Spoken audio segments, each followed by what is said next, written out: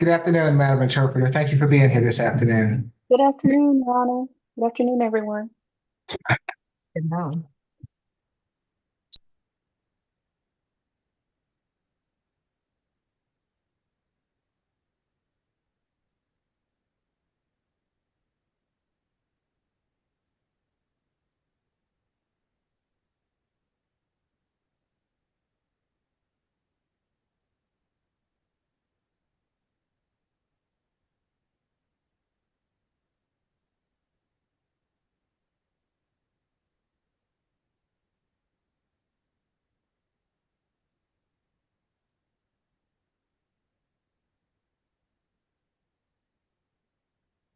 Hey, Judge Morrow.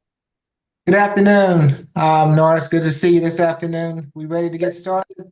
Yeah, I'm ready to get started.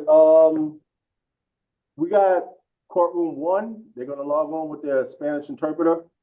So we're gonna put the Spanish interpreter courtroom one and Mike McLean in the breakout room when they log on, and we're gonna start with Mr. Alex. I don't know how to pronounce your name, Alex. We're gonna start with all his cases and Miss Maureen McLeod's cases. Okay, thank you. So let me, good afternoon, everyone. I'm Judge Eric Morrow. This is the State Court Expedited Accusation Calendar that we're conducting by video. You all have a right to remain silent. Anything you say can be used against you. You have a right to have an attorney present at these proceedings. We're providing you with the assistance of a public defender this afternoon if you choose to utilize their services. Who do we have first? We're gonna start with the add-on calendar. Position Okay. number on the add-on, Ms. Stone. Okay, and let me see. I believe this is your first time with me, Mr. Alex. Can you provide your last name so I don't mess it up for me? Right, understandable. My last name is Chitaya. Chitaya, thank you, Mr. Chitaya. Good to have you with us. Thank you.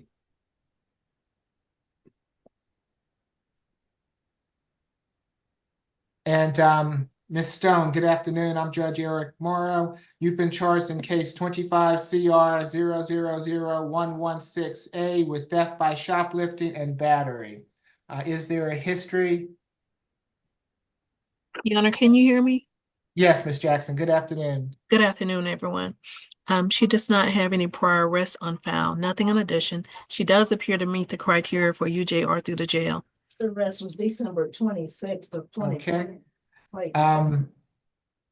Ms. Allen, good afternoon. Good afternoon, Your Honor. This is an incident from the Macy's at 3393 Peachtree. This is January the 5th, 2025. The defendant was seen on surveillance putting coats and other clothing items into a backpack in her possession and then trying to leave the location when she was confronted by Loss Prevention Officer Branny Ross, last name ROSS. She bit this officer, leaving a mark on her arm. She was taken into custody. We're asking for a $3,000 SOB through pretrial, no drugs, alcohol, or weapons, and to stay away from the Macy's there at 3393 Peachtree Road. Any objection? Is this your case, Mr. Chitaya? No, it's mine. Oh, good afternoon, Mr. McLean. Any objection to anything requested by the state? None, Your Honor. Thank you. Okay. For the theft, it'll be $1,000 SOB through pretrial level 1. For the battery, it'll be a $2,000 SOB through pretrial level 1. Makes for a total of a $3,000 signature bond through pretrial level 1. No further contact with Ms. Ross. Stay away from the Macy's on Peachtree Street. No drugs, alcohol, weapons while out on bond. Good luck to you, Ms. Stone. Next, Your Honor, we're gonna go to position number 5. That's gonna be Ms. Garrett Taylor. Okay. And I see that courtroom 1 is on the line now. Would you like me to go ahead and place Mr. McLean and Madam Interpreter into the breakout room? Yes, Your Honor. Okay, so if we can go ahead and place courtroom 1, Mr. McLean and Madam Interpreter into the breakout room. Good afternoon, Ms. Garrett Taylor. You have been charged in case 25 CR 0109J with battery, family violence, and obstructing or hindering persons making an emergency telephone call. Is there a history, Ms. Jackson? Your Honor, she has 2 cycles. The last arrest was January the 6th, 2021, with the City of Atlanta Police Department for simple battery, family violence. That charge was null pros on January the 9th, 2022. She has 1 misdemeanor conviction since 2018 out of East Point, Georgia, for a non-fingerprintable offense. She does appear to meet the criteria for UJR level 1. Nothing in addition. Thank you. Yes, Your Honor. I have that this incident occurred at 225 Holderness Street, Southwest in Atlanta. The victim in this case told officers that he was on the couch when the defendant entered the house and kicked him in the face. The victim tried to call 911, but the defendant took his phone from him, at which point a physical altercation occurred. During the altercation, the defendant struck the victim in the head and eye with an unknown object, causing lacerations to those areas. The defendant then proceeded to refuse to let the victim leave until she got his phone. The victim ended up throwing the phone and leaving through the back door. The defendant did have a minor laceration to her foot, which she said she received from kicking the victim. Our office has had a chance to speak with the victim in this case, who confirmed him and the defendant are in a relationship. They live together at the incident location. He did confirm the events in the warrant, stated the defendant did take his phone and did prevent him from calling the police. So a neighbor is the one who called the police. He wouldn't answer whether or not something like this had happened before, but he did state that he's not in fear and wants to continue contact. The state's recommendation would be for a signature bond through pretrial services, no further contact with the victim in this case, who is Mr. Sidney Hill. Stay away from the incident location until the defendant has had the opportunity to move out. He did indicate to us that he was planning on leaving the residence, that the defendant undergo an FVIP, no drugs, weapons, or alcohol while out on bond. I would just ask the court to sound for Mr. Sidney Hill. If Mr. Hill is on the line and wishes to address the court, now is your opportunity to do so. Doesn't appear so. Yes, Mr. Chitang. We are willing to accept the signature bond. However, we would object to the stay away from the incident location provision. My understanding is that Miss Sydney Garrett Taylor rents at that location, and the alleged victim was there with her permission. So with that, I would just object to the stay away provision. Who is Miss Garrett Taylor to Sidney Hill? They're dating each other, Your Honor. They're in a relationship. Okay. And was it your impression, Ms. McConkey, that Miss Sidney Hill was moving out? Mr. Sidney Hill, yes, he told us that he was going to leave the residence. So I'm just not sure when exactly that will be. We're fine with a one-time police escort to make sure that he doesn't live there anymore. And his wishes were that was no further violent contact? He did ask for no further violent contact. He says he wasn't in fear of her, but just based on the allegations in the warrant and also the fact that he wouldn't answer whether or not this had happened before, our recommendation was no further contact. Okay, thank you. For the battery, it will be a $2,000 signature bond through pretrial level 1. For the obstructing, $1,000 signature bond through pretrial level 1. Makes for a total of a $3,000 signature bond through pretrial level 1.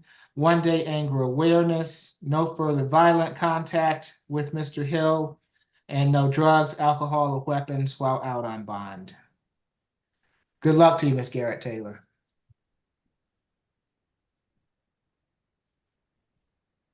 Next, Your Honor, we're gonna go to position number 10, Mr. Tracy Low. Okay.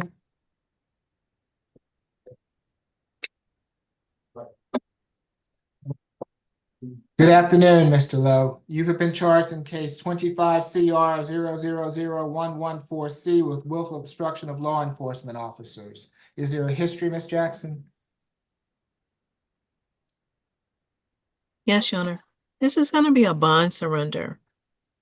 The last arrest was January the 31st, 2024 in Fulton County for maintaining a disorderly house. She does appear to have 3 open pretrial cases. One for maintaining a disorderly house. That case number is 24 CR 0000621 and the letter C. And the second case is for a battery. That case number is 24 CR 0000356 and the letter C. And the third case is for obstructing or hindering a person from making a 911 call and obstruction of an officer. That case number is 24 CR 0000356 and the letter C.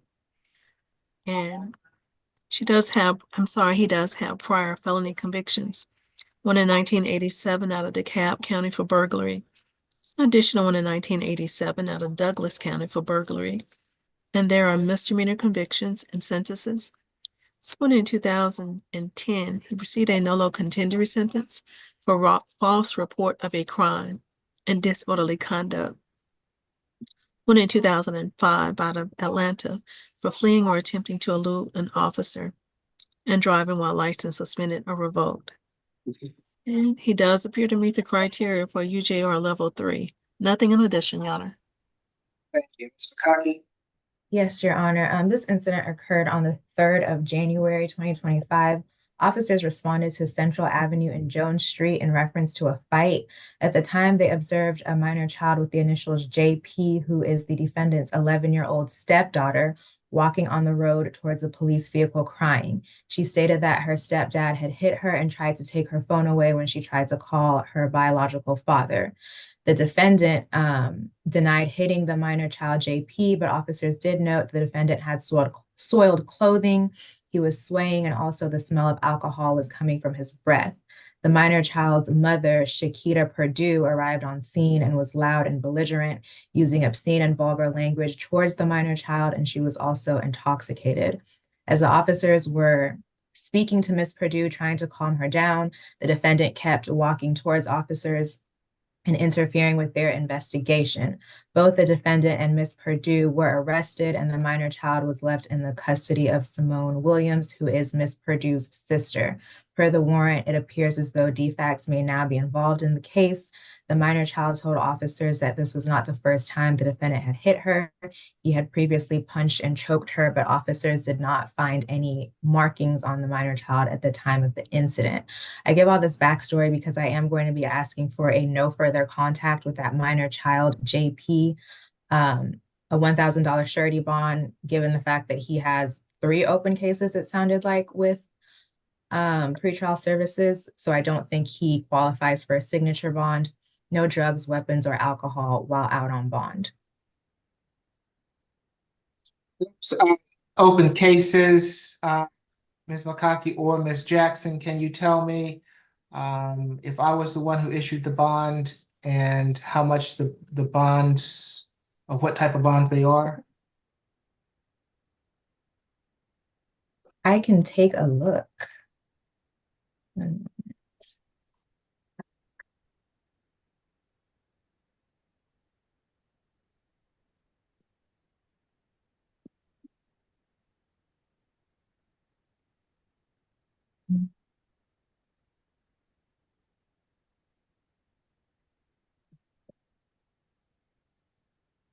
And while we're doing that, yes, Mr. Chitalia. It's my case, Your Honor. Good Oh, I'm afternoon. sorry. Yes, good afternoon, Ms. McLeod. How are you this afternoon? I'm very well. Thank you for asking, Judge. My client is 59 years old. He is disabled. He has been disabled since about 2011, Your Honor.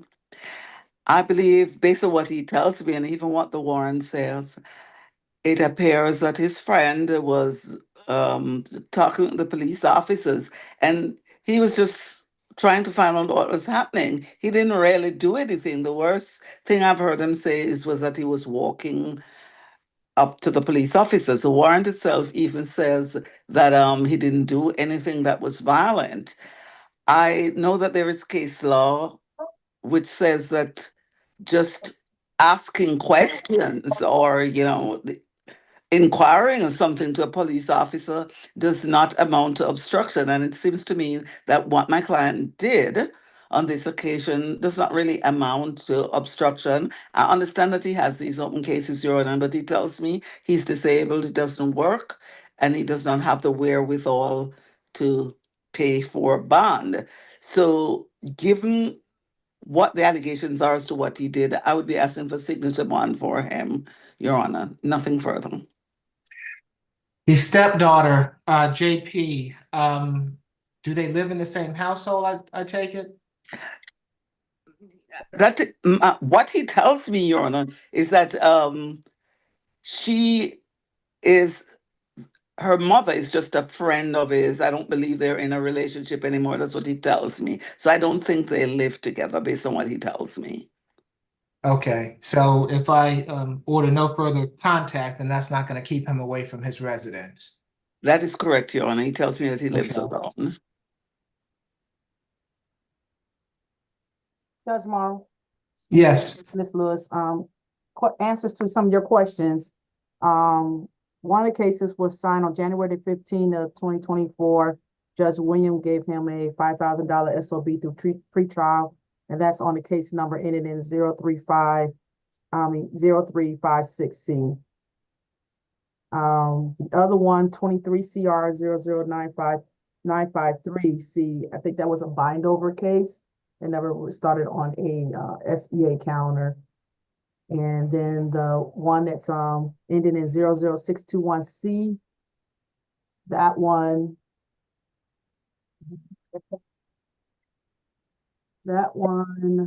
was a $1,000 signature bond through the jail that you issued on February the 5th, 2024. And it looks like attorney Cafe Watson is representing him on all those open cases. Okay. All right, thank you. I appreciate that. Afternoon, Ms. Lewis. Thank you. You're welcome.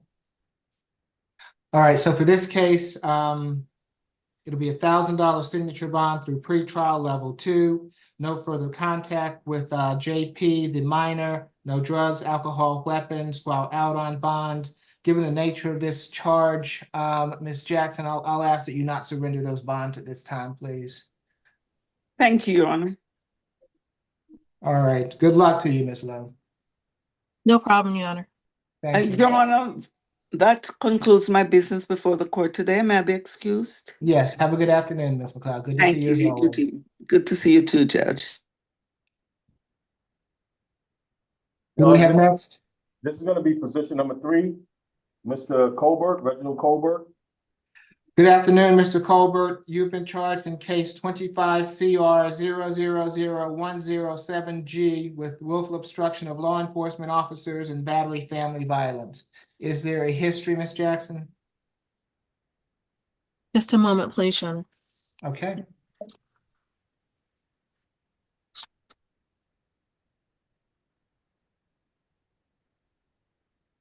Yes, Your Honor, he has 8 cycles. The last arrest was March the 7th, 2024 in Fulton County for 3 counts of aggravated assault and criminal damage to property in the 2nd degree and possession of a firearm or a knife during commission of a felony and receipt, possession, or transport of a firearm by a convicted felon, a felony first offender.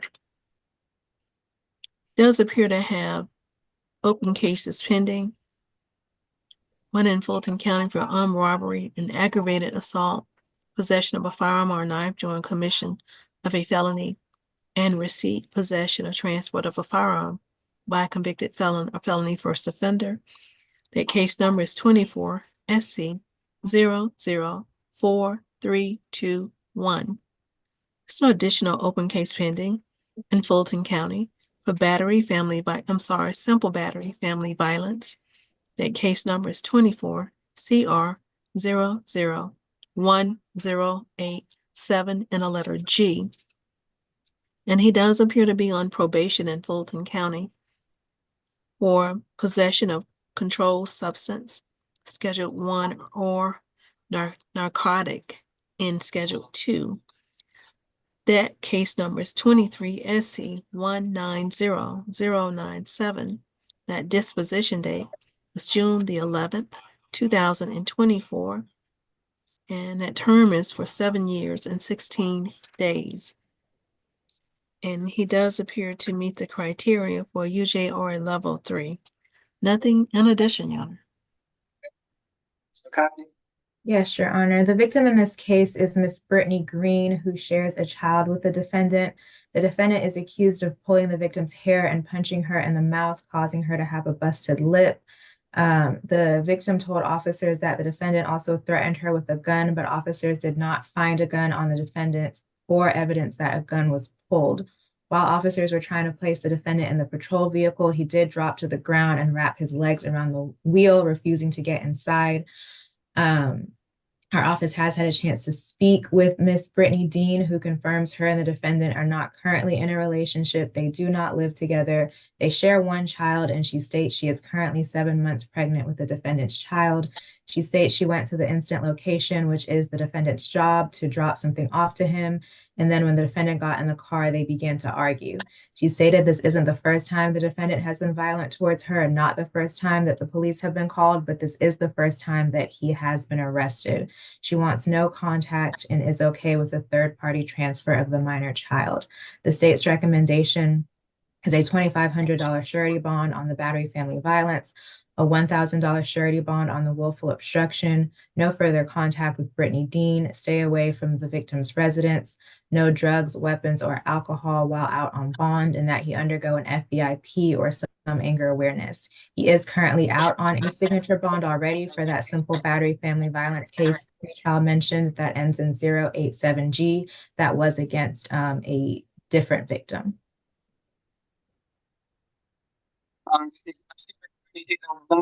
Ms. Dean, if you would like court, now is your opportunity. You certainly do not have to, but if you would like to address the court, I'll need for you to unmute yourself, activate your camera, and I'll have to swear you in. Your Honor, can you repeat the beginning? You was breaking up. I'm asking Ms. Brittany Dean if she would like to address the court.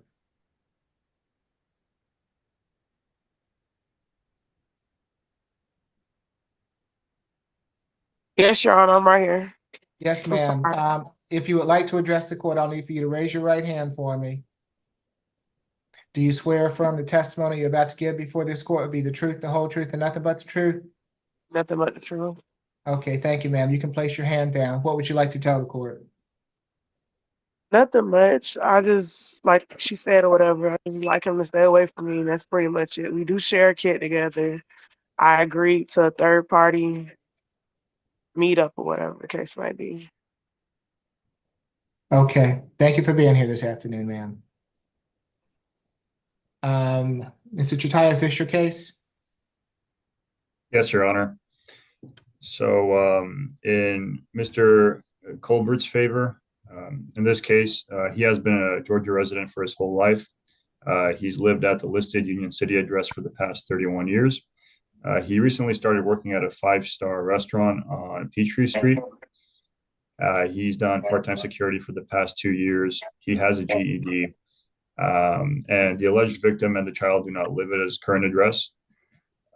And he is also providing support for the 10-month-old child. With those facts in mind, we ask for the lowest possible bond for him. Okay, for the obstruction, it'll be a $500 good bond. For the battery, it'll be a $1,500 good bond. Makes for a total of a $2,000 good bond. No further contact with Ms. Dean. Stay away from her residence. Third-party transfer of any minor children for visitation. 1-day anger awareness. No drugs, alcohol, weapons while out on bond. Good luck to you, Mr. Colbert. Your Honor, you can go to the Spanish interpreter cases. I believe the one that's sitting in the chair is add-on number 6, Mr. Val. Okay. Yes, that's ready. Okay, Madam Interpreter, if you raise your right hand for me, do you swear or affirm that you will translate from English to Spanish and Spanish to English to the best of your ability? I do, Your Honor. Thank you.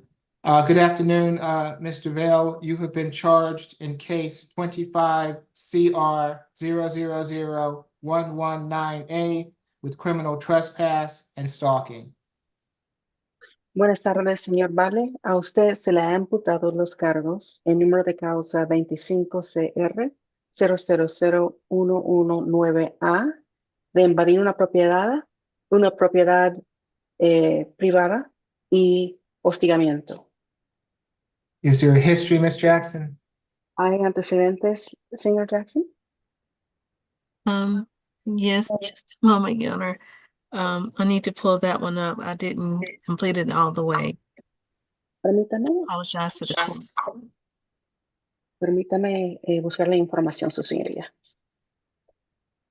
Your Honor, I can tell the court that Mr. Vale Cifuentes has an open battery family violence case against the same victim in this case, and that's 24 CR 005736B. Yo sí le puedo decir, su señoría, que el señor Vale Cifuentes tiene un caso abierto con cargos de acometimiento, violencia en el hogar, con la misma, en agravio de la misma víctima, número de causa 24 CR 005-736B. I apologize for taking so long. I have it up now. Anything what Ms. Allen has informed us of? I just want to check on the cycles, Your Honor. Okay.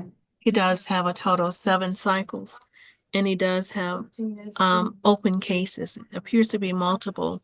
There is the one case that she mentioned with the battery family violence, 24 CR 005738. I'm sorry, 36, and a letter B. The second case is 24 PI 005918 for criminal damage to property. The third case is 24 PI 002936 for criminal damage to property in the second degree and stalking. And I'd just like to check and see if there are any convictions for you right quick, Your Honor. Sí, hay antecedentes, su señoría. Hay 7 ciclos y tiene múltiples casos abiertos. El primero es el que ya mencionó, la licenciada por acometimiento, violencia en el hogar, 24 CR 0005736B. Luego el segundo, 24 PI 005918, daños a propiedad ajena.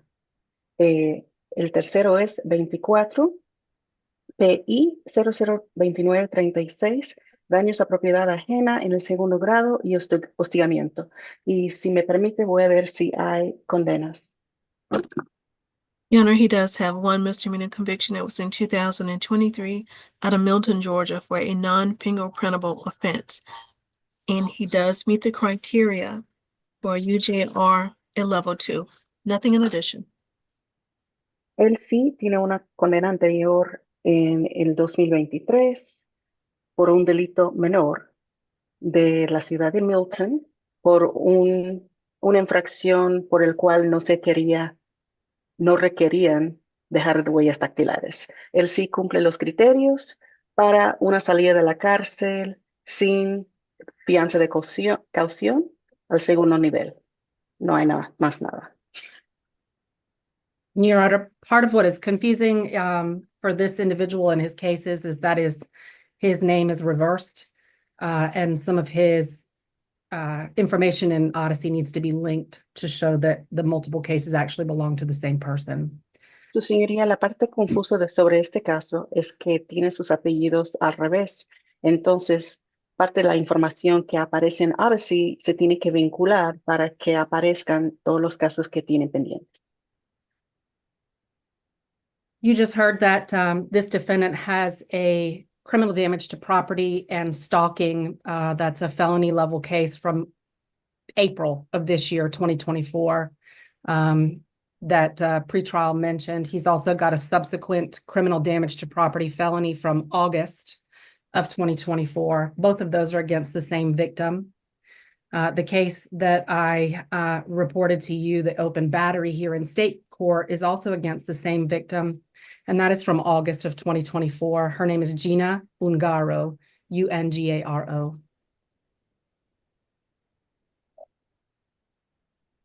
Usted acaba de escuchar que él tiene un caso de daños a propiedad ajena y hostigamiento como delito grave que sucedió en abril de 2024. La señora de Asuntos Previo al Juicio mencionó eso. También un caso de daños a propiedad ajena como delito grave que ocurrió en agosto de 2024 en agravio de la misma víctima. Y también en la sala estatal hay un caso de acometimiento que sucedió en agosto 2024 en agravio de la misma víctima, que se llama Gina Ungaro, Ungaro.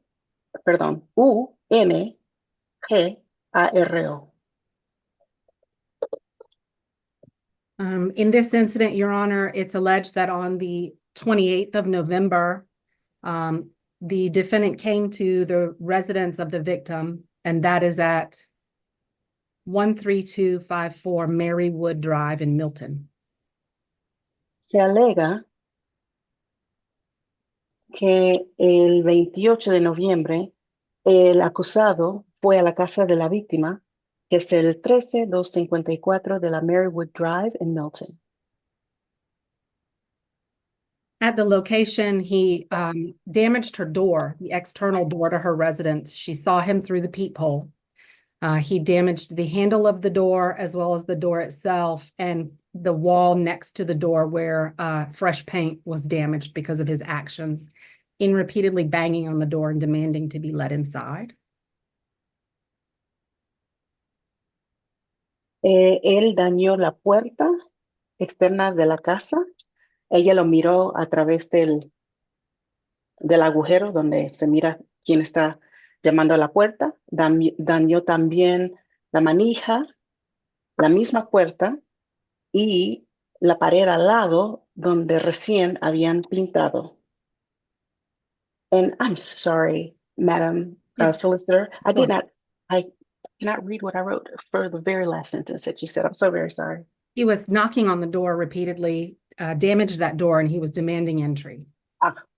Él estaba tocando repetidamente la puerta, hizo daños en la puerta, exigiendo que le dejara entrar.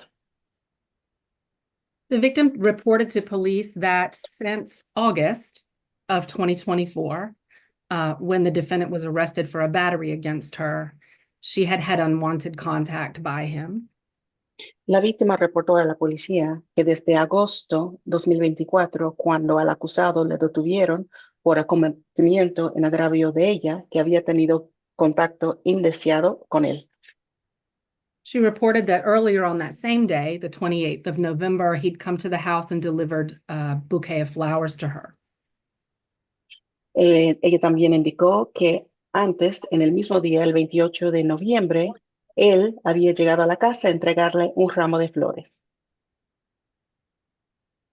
The victim in this case, Your Honor, reports that she'd had a relationship with the defendant off and on, that they'd lived together for a period of time.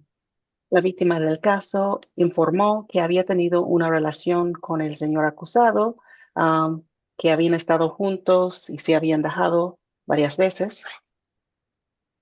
And that she'd asked him not to come back to her house and not to contact her that same day when he'd come and brought flowers.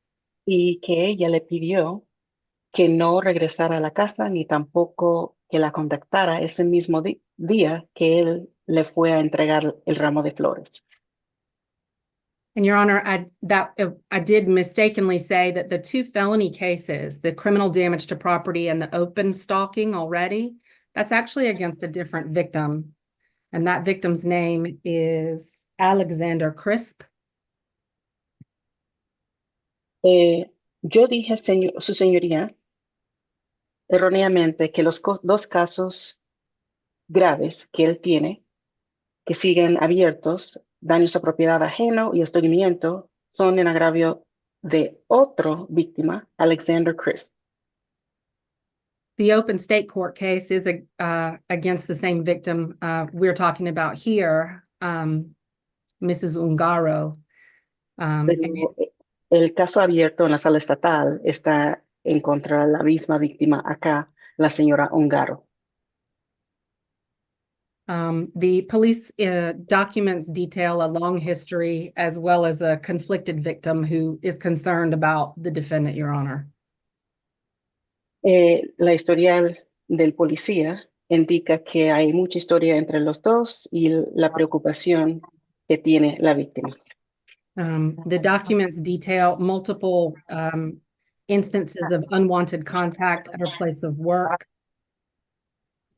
Hay múltiples ocasiones donde ella tenía contacto indeseado con él en su lugar de empleo.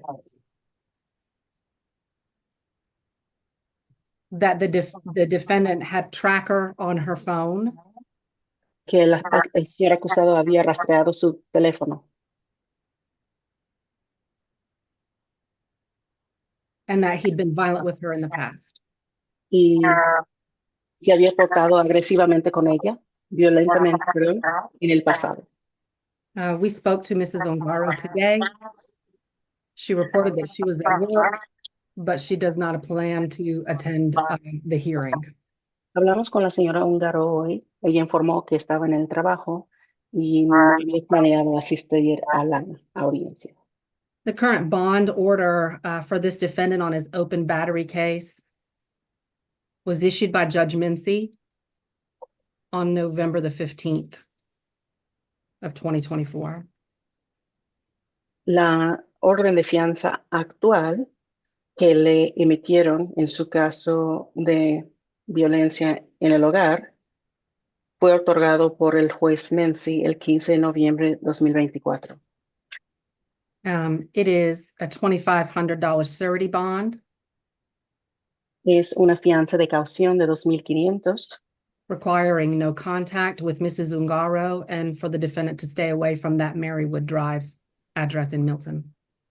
Con condiciones de ningún contacto con la señora Ungaro y que se mantenga alejado del domicilio en la Marywood Drive.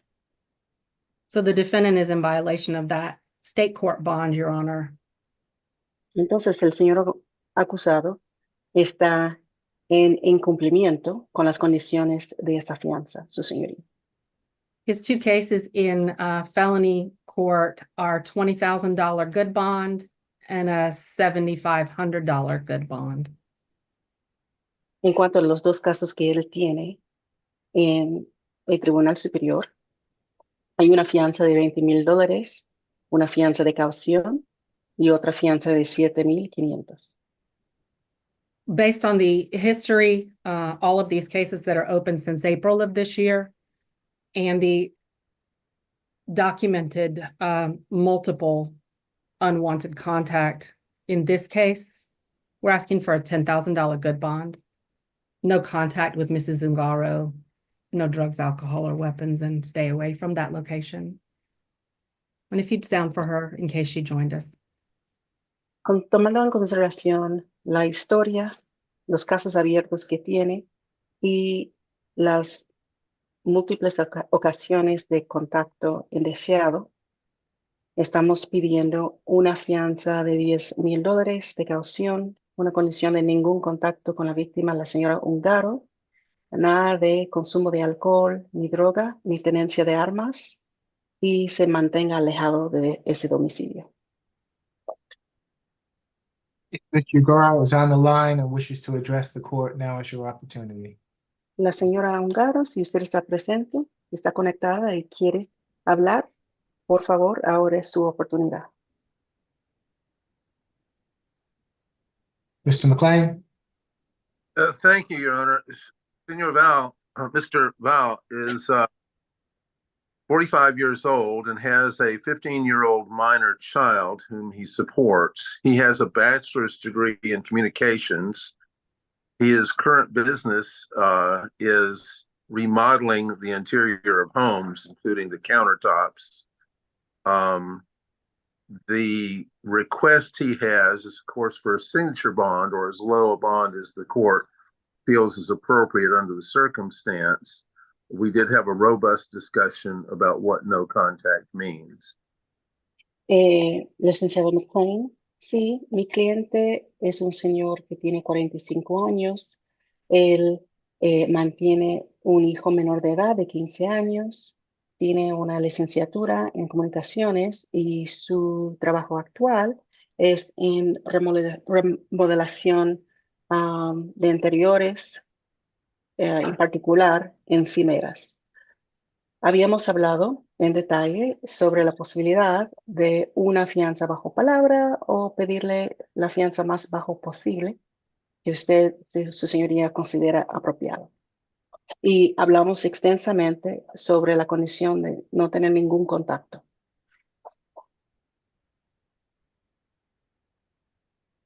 Anything further, Ms. McLean? ¿Algo adicional, licenciado? No, Your Honor. No, su señoría. All right. For the criminal trespass, it'll be $1,000 good bond. For the stalking, it'll be a $4,000 good bond. Makes for a total of a $5,000 good bond. No further contact with Ms. Yagaro. Stay away from the Marywood Drive address. Stay away from her work address. No drugs, alcohol, weapons while out on bond. En cuanto al cargo de invadir una propiedad privada, le impongo una fianza de $1,000, una fianza de caución, otra fianza de caución de $4,000 por el cargo de hostigamiento. En total, la fianza será de $5,000, una fianza de caución, ningún contacto adicional con la señora Ungaro, que no vaya más al domicilio sobre la Marywood Drive, que no vaya más al lugar de empleo de la señora y las condiciones en nada de consumo de alcohol, ni droga, ni tenencia de armas.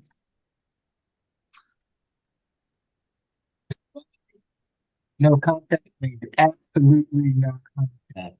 No Ningún contacto quiere decir ningún contacto en absoluto. no personal contact, Ningún contacto personal, no social media contact, ni a través de las redes sociales, no phone contact, tampoco contacto por teléfono, no internet contact, ningún contacto por el internet, no contact whatsoever. ningún contacto en absoluto. Good luck to you, sir. Buena suerte, señor. Who do we have? Who do we have next?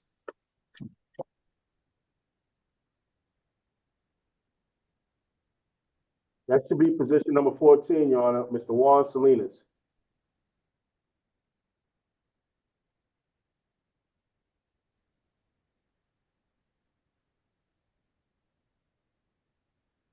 Good afternoon, Mr. Selenas. You have been charged in case 25 CR 0001048 with criminal trespass and possession and use of drug-related objects.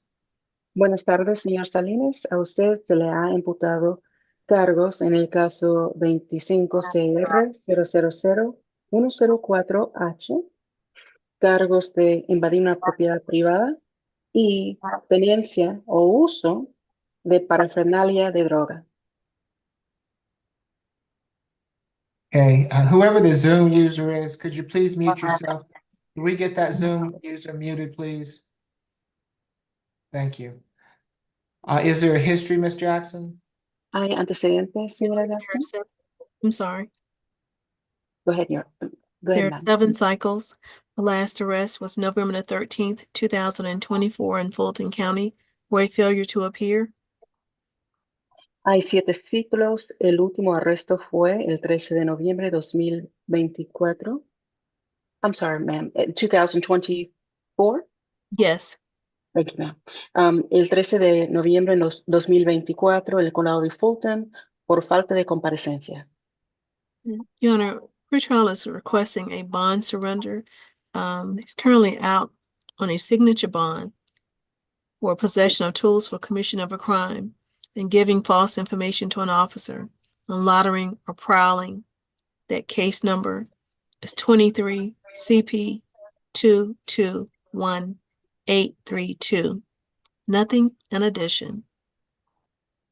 En este momento, su señoría, estamos solicitando confiscar la fianza porque él está en libertad bajo fianza por cargos de tenencia de herramientas para cometer delitos, dar información falsa a agentes del orden público y vagar, que corresponden al número de caso 23 CP 221832. Es todo. Your Honor, this is an incident from January the 3rd at about 10:45 p.m. The defendant was seen at the Economy Hotel, entering and then later exiting room 127. Su señoría, ese incidente sucedió el 3 de enero alrededor del 10:45 de la noche en el Economy Hotel, donde al acusado lo vieron entrar y salir del 4127. That hotel is at 9995 Old Dogwood Road in Roswell. Este hotel está ubicado en el 9995 de la Old Dogwood Road en Roswell. Officers there not only observed the defendant on the property, but he was in possession of a glass pipe. No solamente los agentes observaron al señor en la propiedad, sino tenían en su posesión una pipa de vidrio. It was discovered that he'd been criminally trespassed from the location in March of 2023. Se descubrió que le dieron una advertencia de no volver al lugar en marzo de 2023. And police had been called on January the 3rd due to an unwanted person on the property. Y se llamó la policía el 3 de enero por una persona indeseada en la propiedad. A female had rented room 127, and he had gone into that room and remained on the property for a period of time. Una señora había alquilado el cuarto 127 y él había entrado en el cuarto y permaneció ahí un tiempo. We're asking for a $2,000 surety, Your Honor, to stay away from that location, the Economy Hotel. No drugs, alcohol, or weapons while on bond. Estamos pidiendo una fianza de caución de $2,000, que no vaya más al hotel, el Economy Hotel, y nada de consumo de alcohol y drogas ni tenencia de armas mientras está en libertad bajo fianza. Mr. McLean. Your Honor, my client, Mr. Selenas, is 31 years of age. He lives on Raintree Drive in Roswell. He thought he had been added to the list of allowed visitors. I don't know if the date had to do with his misunderstanding. He tells me he's finished high school. He works in landscaping for almost a year. Prior to that, retaining this back to it is construction regarding metal buildings. We would ask One moment, please. Licenciado McLean, mi cliente tiene 31 años de edad y vive en la Raintree Drive en Roswell. Él pensó que lo habían agregado a la lista de visitas permitidas. Él ha terminado la secundaria, tiene casi un año trabajando en la jardinería, también trabaja en construcción, en edificios de metal. Go ahead, Mr. McLean.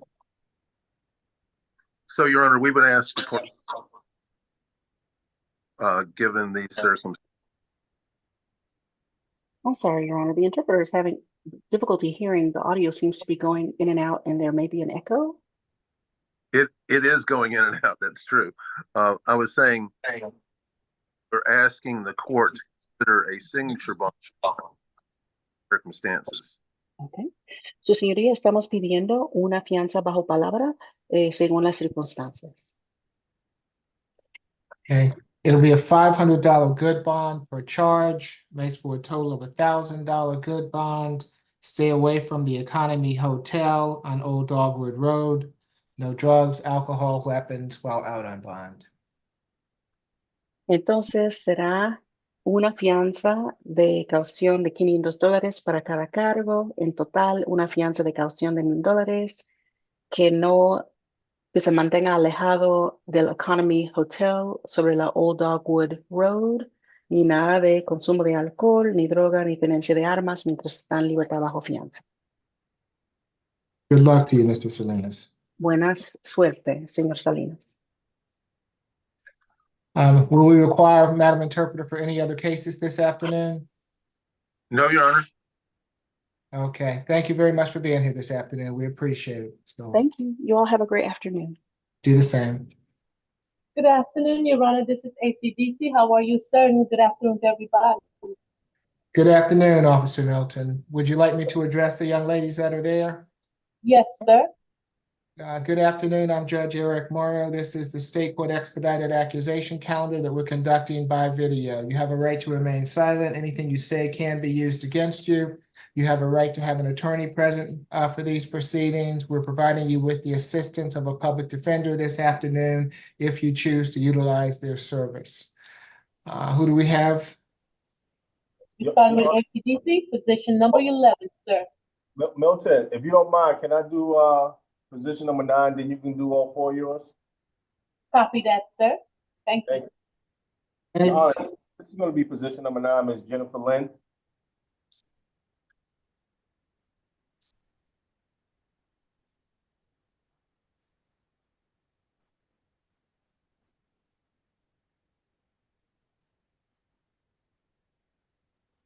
good afternoon, Ms. Lynn. You have been charged in case 25 CR 0000100D with criminal trespass and damage to property.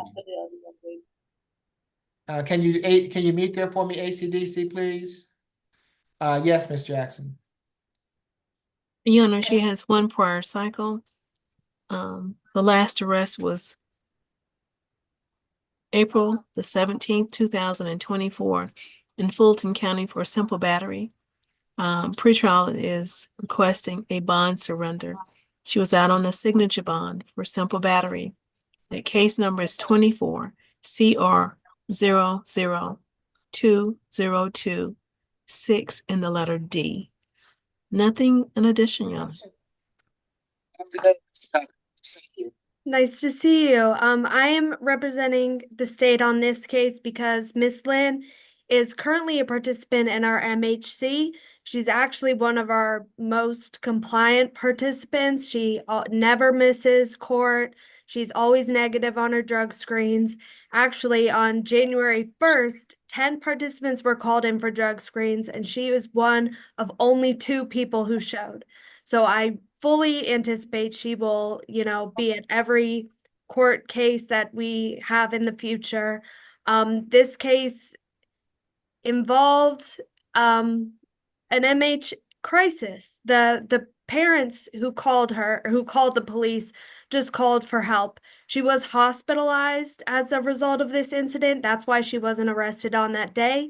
And as soon as she found out that she had a warrant for this, I worked with her attorney, Melvin Nash, in the other case to turn herself in. She turned herself in last night. So we are requesting a signature bond through the jail in the lowest possible amount. And I would not recommend withdrawing her bond in the other case. This case will be accepted into the MHC as well. And so we just look forward to working with her. She's really been a great participant. And I believe once she gets through the program, hopefully she'll have the resources that she needs, that she will not be back.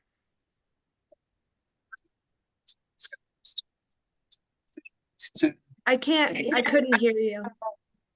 To stay away from the criminal trespass? No, the location was her home. Both her parents have come to court to the MHC with her. They're both in support of her, so there's no stay away. Okay, and I take it, Counselor, that there's no objection to a signature bond through the jail on this case? No objection. Okay, so it'll be $1,000 signature bond through the jail. Ms. Jackson, let's not surrender that bond that she's previously on through pretrial, and no drugs, alcohol, weapons while out on bond. Good luck to you, Miss Lynn. All right, we'll see you at the next MHC calendar. Thank you, Ms. Tucker. Okay, And Judge, I just hopped on for this case. May I be excused? yes, have a good afternoon. Good to see you as Thanks, always. good seeing ya. Okay, ACDC, who do we have? Thank you, Milton. You're welcome. Position 11, Miss Moore. Good afternoon, Ms. Moore. You have been charged in case 25 CR 0000101E with simple battery family violence. Is there a history?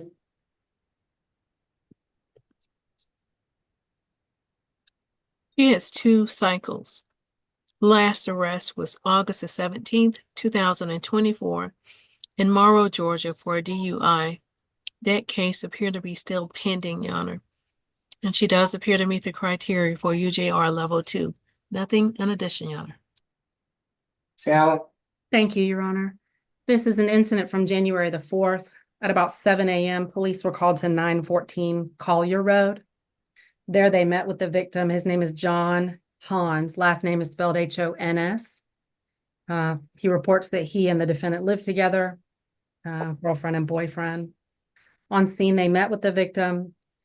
He provided police with a video capturing the defendant punching him in the face. He provided information about the defendant, who he dates and lives with, and a warrant was obtained. We spoke to Mr. Hans today. He reports that they share no children and are in a relationship and live together. He says that the defendant had called his mother and said some things on the phone that he didn't like. She then punched him in the face.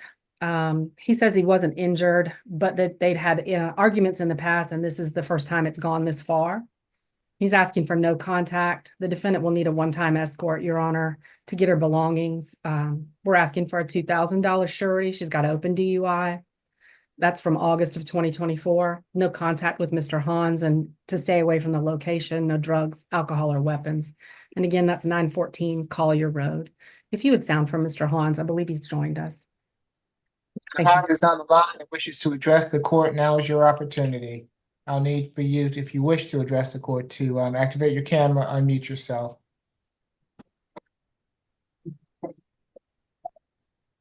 Yes, Mr. Hans. If you can get to a steady place for me. I can't have you driving. No, the car's parked.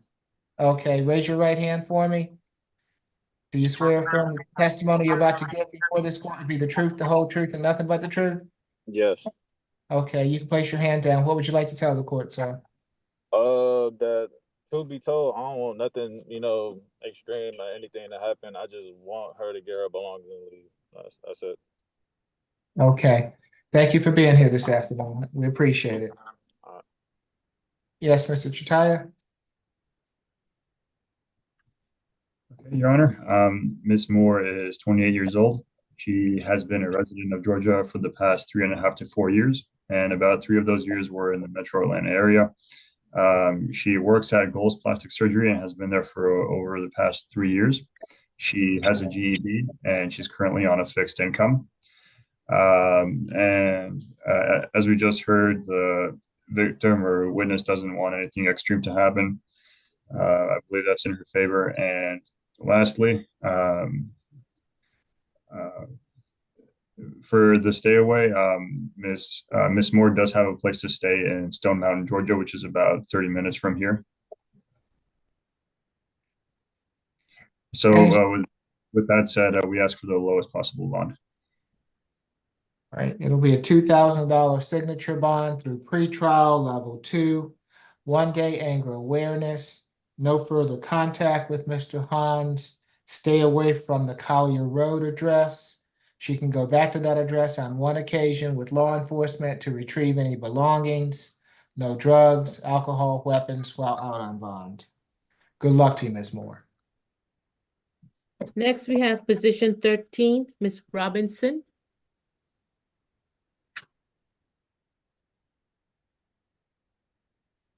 Good afternoon, Ms. Robinson. You have been charged in case 25 CR 0000103F with simple battery family violence. Your history, Ms. Jackson? Yes, Your Honor. She has 23 cycles. The last arrest was July the 6th, 2023 in Illinois for obstruction of justice / destroy evidence and possession of drug paraphernalia. She does have prior felony convictions, one in 2024 out of Illinois for obstructing justice, one in 2021 out of Illinois for possession of controlled substance, one in 2016 out of Illinois for possession of controlled substance. And there are misdemeanors there out of Illinois as well. One in 2019 for possession of a narcotic instrument. One in 2018 for possession of drug paraphernalia. One in 2015 for battery. And she does appear to meet the criteria for UJR level 3. Nothing in addition, Your Honor. Thank you, Your Honor. This is an incident from the 4th of January. The location is 5493 Wexford Pass in South Fulton. Police were called to the location where both the defendant and the victim, I believe, were present on scene. Police spoke to Mr. Joseph Robinson, the victim in this case. He reported that there had been an argument about infidelity, and the defendant had followed him where he went into the bathroom and punched him in the face. He then held her down until police arrived. He showed police video surveillance from his camera that he took, I believe, of the defendant repeatedly shoving him and swinging on him. You did just hear the extensive criminal history out of Illinois. It does include a prior battery. I'm unclear what nature that is. We did speak to Mr. Robinson today. He reports that he and the defendant are married and live at the location with their 4 children. He confirmed the information listed in the police documents and said he only called the police because he wanted her to leave. He's asking for no violent contact. Your Honor, we'd ask for a $2,000 SOB through pretrial. We'd ask for no contact and stay away from the location and no drugs, alcohol, or weapons. If you could stand for Mr. Robinson. Yes, Mr. Robinson, if you would like to address the court, I need for you to raise your right hand for me. Do you swear or affirm the testimony you're about to give before this court to be the truth, the whole truth, and nothing but the truth? Yes, sir. Okay, you can place your hand down. What would you like to tell the court, sir? I'd like to address, first of all, I think y'all have the wrong Miss Robinson as far as the record. My wife never been in Illinois. She's from New Jersey. And we currently stay in Atlanta, so I'm not sure if y'all have the name mixed up, because I was like, I know they ain't calling my wife. With 23 priors, it's not her, sir. So I think the information you guys have is wrong. So y'all might want to check that over. Thank God I'm here. Y'all might want to look over that because, yeah, she never been arrested before. This is her first time. And the only thing I really wanted was a police escort for her to, to be removed from the house. But as far as that arrest record, that's wrong. Okay, so tell me about what happened. Yes, sir. I was from the beginning, her father passed about 3 years ago. Her father passed, and she was going through some rough times. So, I'm not sure if when her father passed, she started having like mental episodes. But lately, she's been accusing me for sleeping with her best friend, something I never done, something I wouldn't do, And during the time, she just been having mental episodes. I call them mental episodes because I know my wife. And she never, experienced, never showed me this type of action before. And for the last 3 months, she been on and off. So the only thing I really want for her is to get some type of help, as far as, mental evaluation or something from a doctor, counseling from a doctor, some type of help. Because she never been in the system before. I never been in the system before. And I didn't even want it to go this far because she works for, Delta Airlines. She have a good job. I have a good job. And we have 4 beautiful kids. The police helped to escort her off the property. I didn't want her, at the house because 9 times out of 10, a lot of stuff go backwards and it backfires on the man, on the male. And I end up going to jail. And I'm the provider for the house. You know what I'm saying? and I just wanted the police help to escort her off the property. That's it. But far as the convictions and stuff that you guys have in the system, that's wrong. Okay, Really, we've got that. So do you want her back in the household? yes, I want her back in the household, but I want her to seek help. I want some type of counseling. You know, the reason why we here, I want help. I don't want no get back. I don't want to be mad at her. I don't want her to have a record. I just want help, and that's the right thing to do, is ask for help. So I want her at the house. She's a wonderful mother to our kids. She just made a mistake, you know, and I didn't want her to be in the system. I just wanted her escorted off the property, Your Honor. So, Okay. and we having a hard time right now financially, far as bills. So far as on the bond, you know, I just been watching you guys, you know, talk about the bonds, and if a signature bond low as possible, from what I be hearing, you get their work, and that'll be really, I really appreciate that, because I don't have any money to, you know, put towards any court costs or anything. Okay, well, the state has already requested a signature bond, so. Okay. All right, so more than likely I'll be granting that, but my biggest concern is her back in the household with you and those children. Yeah. That are there. So let me hear from, thank you for being here. Let me hear from her All right. counsel. Who's representing Ms. Robinson? I do, Your Honor. Okay, yes, Mr. McLean. Your Honor, we would signature bond and ask for no further violent contact. My understanding is that she has no record. She works for Delta.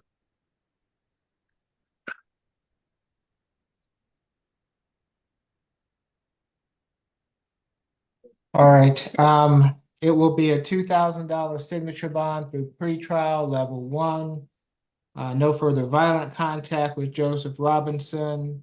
I wanted to have a social worker visit for a BHET, and no drugs, alcohol, weapons while out on bond. All right. Good luck to you both, Mr. and Ms. Robinson. Next is position 15, Ms. Sims. Okay. Good afternoon, Ms. Sims. You have been charged in case 25 CR 0001111Y with simple battery family violence. Is there a history, Ms. Jackson?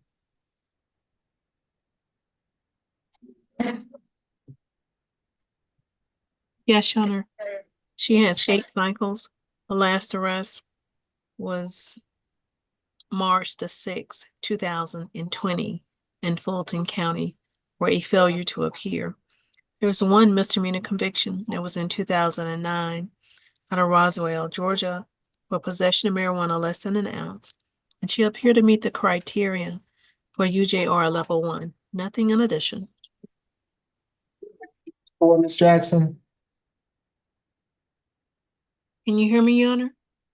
Yes, I can. Did you hear my question? No, sir. We don't know what the failure to appear charge was, the charge that she failed to appear for was in No, 2020? it wasn't listed in the GCIC, Your Honor. Okay, thank you. Ms. Allen? Thank you, Your Honor. I can look and see if I have any other information about that. She did have a aggravated assault arrest in 2019 and a drug objects arrest in 2019, so it might be associated with those. Okay. This is an incident from the 3rd of January at about 10:56 p.m. Police were called to 1660 Pinehurst Drive Southwest. There they met with the victim, Ivan Redman. He reported his girlfriend, he lives with him, assaulted him. He was at home. When she arrived home after him, she was intoxicated. They argued about her receiving a phone call from someone. She assaulted him during this argument, and the victim, Mr. Redmond, showed police camera footage of the defendant striking him with a closed fist.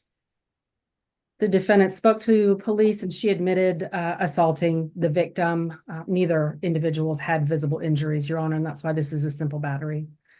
We spoke to Mr. Redmond today.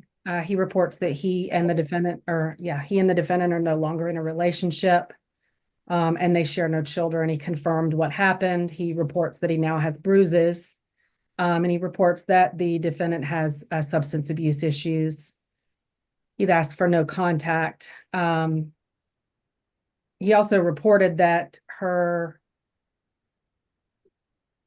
Her belongings have already been removed from the house and taken over to her mother, so she doesn't need a one-time escort. We'd ask for a $2,000 surety, stay away from the location, no contact with Mr. Redmond, and a social worker visit for evaluation. No drugs, alcohol, and weapons. Okay. You would just be inclined to order a ADET from the jump. That would be great. And if you could sound for Mr. Redmond in case he was able to join us. Mr. Redmond is on the line and wishes to address the court. Now is your opportunity. Doesn't appear so. Mr. McLean? Your Honor, Miss 41, she has a high school education. The arrest record is not terribly large, and she works in the construction industry. We would ask the court to get her as low a bond as possible, including the idea of a signature bond on this. Okay, it will be a $2,000 signature bond through pretrial level 1-day anger awareness, no further contact with Mr. Redmond, stay away from the Pinehurst Drive address, no drugs, alcohol, weapons while out on bond. Good luck to you, Ms. Sims. Your Honor, that was 2,000 SOB pretrial? Yes, that was right. Thank you. Next, we have position add-on 9, Ms. West. Good afternoon, Ms. West. You have been charged in case 25 CR 000123J with battery family violence. Your history, Ms. Jackson? Yes, Your Honor. She has 13 cycles. The last arrest was November the 26th, 2024, for a failure to appear in Roswell, Georgia. She does appear to have open cases pending in Fulton County. The first case is 24 CR 007746 and the letter J. The underlying charges are simple battery and simple assault and battery family violence. The second case did not provide a case number. It's out of Roswell, Georgia for a DUI and failure to maintain a lane. And there are mixed misdemeanor convictions, one in 2022 out of Cobb County for a DUI, one in 2013 out of Roswell, Georgia for a DUI. And she appears to meet the criteria for UJR level 3. Nothing in addition. Thank you, Your Honor. This is an incident from the 4th of January. At about 4:30 p.m., police were called to 805 River Mill Circle in Roswell. There they met with Craig Wex, W-E-I-X is how you spell the last name. He reports that he and the defendant have been together for about 6 months and lived together at the location. He was seen to have bruising and swelling on his face under his left eye. He reported that during a conversation, the defendant, who was intoxicated, argued with him. This argument moved from the living room to the bedroom. He tried to get away from her. She followed him. She jumped on his back. She struck him with her arms. She tried to remove his phone from him. He was able to leave after she assaulted him by striking him in the face, and he called 911 to get help. You did hear that she's got an open case. That 24 CR 007746J is against a victim named Renee Bosley. That was a bond issued in November of 2024 by Your Honor. It's a $3,000 good bond. It's a battery family violence and a simple assault family violence. She also has that open DUI in Roswell. She has a conviction for interference with custody, 22 CR 004023J. That was terminated when she was unsuccessfully released from probation. She completed none of the requirements and did not report to probation. And she's got multiple DUIs in addition to the one that she has open now. We're asking for a $2,000 surety, Your Honor. No contact with the victim, Mr. Wex. Stay away from that location, 805 River Mill Circle in Roswell, and no drugs, alcohol, or weapons. We'd ask for a social worker visit, Your Honor. Thank you. Mr. McLean? Your Honor, Jane West is 33 years old, and she does have a minor child who I believe is 4 years of age. She accurately reported to me her prior arrests, Your Honor, and she, in the Cumming area, has a cleaning service, has worked that in the past. She's looking to do something is industrious and has had a cleaning service. Right now, of course, she is in custody, and she would ask the court to consider as low a bond as possible, including the idea of appropriate conditions would be fine, perhaps the ADET or something like that, or a social worker visit to determine what evaluation would be helpful.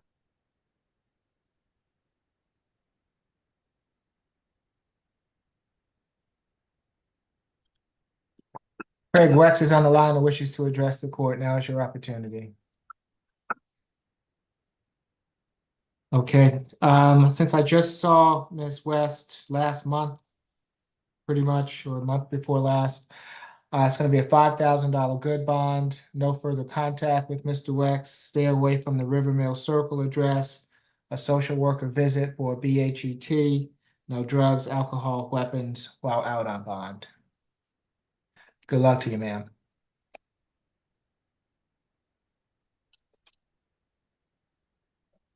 Next, y'all, is going to be position number 7, Mr. Holloway in courtroom 2. Okay, and we've completed the 8 with ACDC, is that right? I believe so, y'all. Okay, see you next time, Officer Melton, if you can hear me.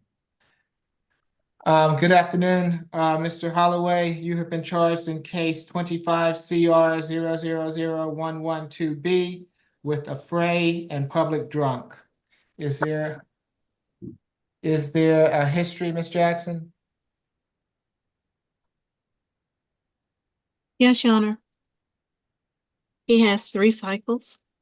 The last arrest was June the 16th, 2023 in Roswell, Georgia for a DUI. There was no disposition for that arrest. He does have 1 prior felony conviction. It was in 2004 out of Florida for possession of cocaine. Also, he appears to meet the criteria for UJR level 1. Nothing in addition.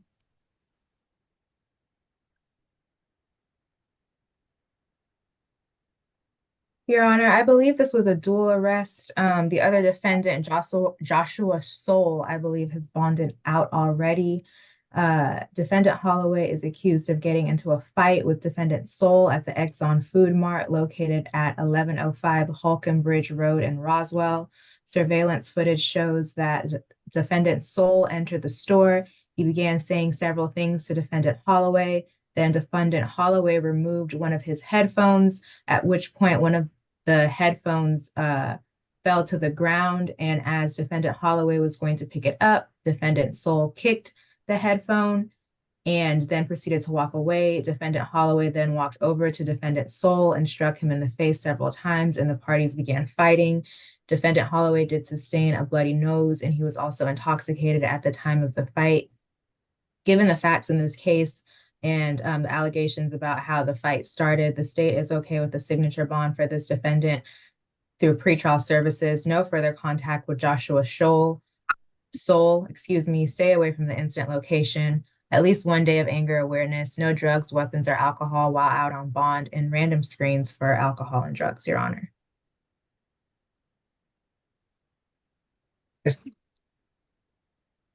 Counsel? No objection, Your Honor. Okay, for each charge, it's going to be a $500 signature bond through the jail, makes for a total of $1,000 signature bond through the jail. Stay away from the Exxon on Holcomb Bridge Road. No further contact with Joshua Soul. No drugs, alcohol, weapons while out on bond. Good luck to you, Mr. Holloway. Next is going to be position number 1, Mr. Hamid Aru. I think that's it, right?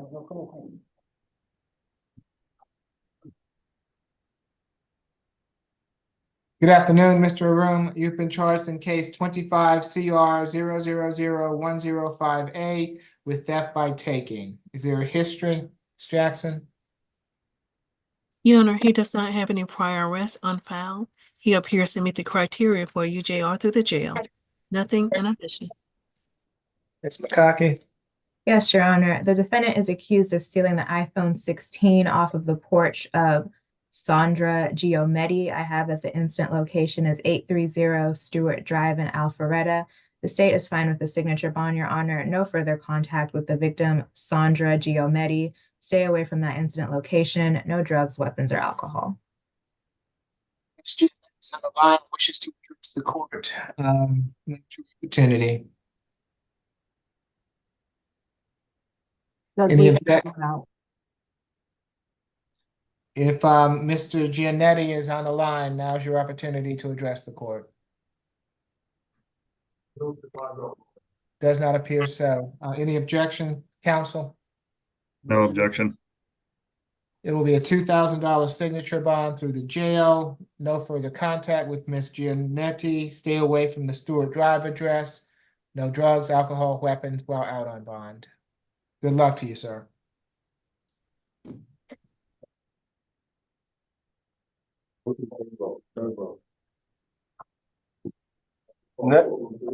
Next is going to be position number 2, Mr. Campbell. Good afternoon, Mr. Campbell. You've been charged in case 25 CR 0001006J with theft by taking. Is there a history, Ms. Jackson? Yes, Your Honor. There's one prior cycle. The last arrest was November the 30th, 2004 in Fulton County for forgery in the second degree. He received PTI for that case.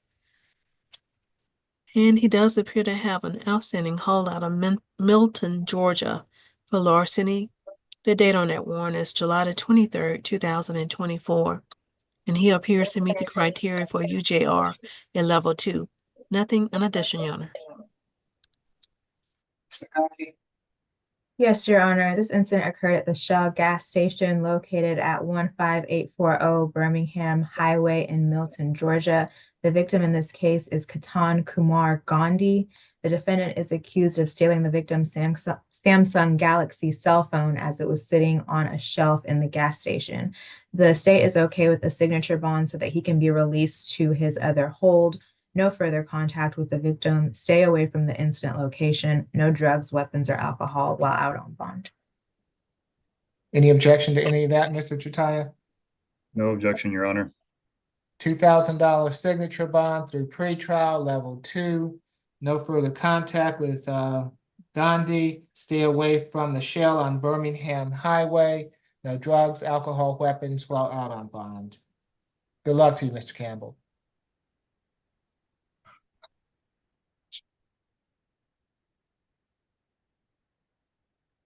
Next is position number 4, Victor Davidson. Mr. Davidson, you've been charged in case 25 CR 000108G with battery family violence. Is there a history, Ms. Jackson? Yes, Your Honor. He has 3 cycles. The last arrest was March the 25th, 2018 in Newport News, Virginia for obstruction of an officer. He does have 1 misdemeanor conviction that was in 2018 out of Virginia for obstruction of an officer. And he appears to meet the criteria for UJR through the jail. Nothing in addition. Your Honor, I have that this incident occurred at 188 14th Street Northeast in Atlanta. I believe that is the Starling Atlanta Hotel. The victim in this case is Stephen Saunders, who is the defendant's spouse. The defendant is accused of striking the victim several times, causing scratches to the victim's temple after both parties had been drinking, and the defendant confronted the victim over cheating allegations. The defendant told officers that the victim punched him twice, but the defendant had no visible injuries. The parties were visiting Atlanta from Virginia. The state's recommendation is $1,000 surety bond, as the defendant appears to have no ties to the community. No further contact with Stephen Saunders. Stay away from the incident location. Some anger awareness, no drugs, weapons, or alcohol while out on bond. Mr. Saunders is on the line and wishes to address the court. Now is your opportunity. Your Honor, he was actually arrested and he was NOD. His charges were Okay, NOD. Yeah. okay, thank you. Yes, Mr. Chutaya. Mr. Davidson is 34 years old. He has worked at Thrive, a software company, for the past 2.5 years. He has a GED and has attended a community college in Hampton, Virginia for 1 year. That being in mind, we request the lowest possible bond.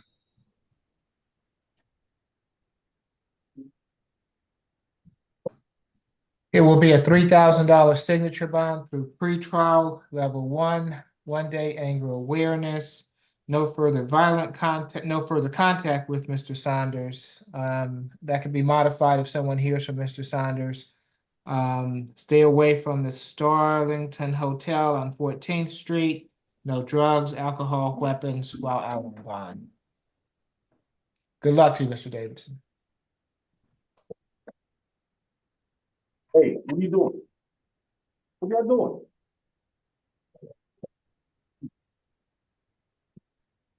Good morning. Good afternoon, Judge. And this is going to be position number 6, Mr. Harley. Yes, good afternoon, Mr. Harley. Good afternoon, sir. You've been charged in case 25 CR 000110D with criminal trespass. Is there a history, Ms. Jackson? Yes, Your Honor. He has 38 cycles. The last arrest was March the 15th, 2024 in DeKalb County for battery family violence. That case appeared to be still pending. He does have prior felony convictions. One in 2018 out of Clayton County for escape. One in 2016 for possession of a firearm during commission of a felony. And trafficking cocaine or illegal drugs. One in 2009 out of Douglas County for possession of marijuana with the intent to distribute. And the use of communication facility in commission of a felony. And 2 counts of possession of controlled substance with the intent to distribute. And possession of Schedule 1 or 2 with the intent to distribute. So additional one in 2009 for possession of cocaine.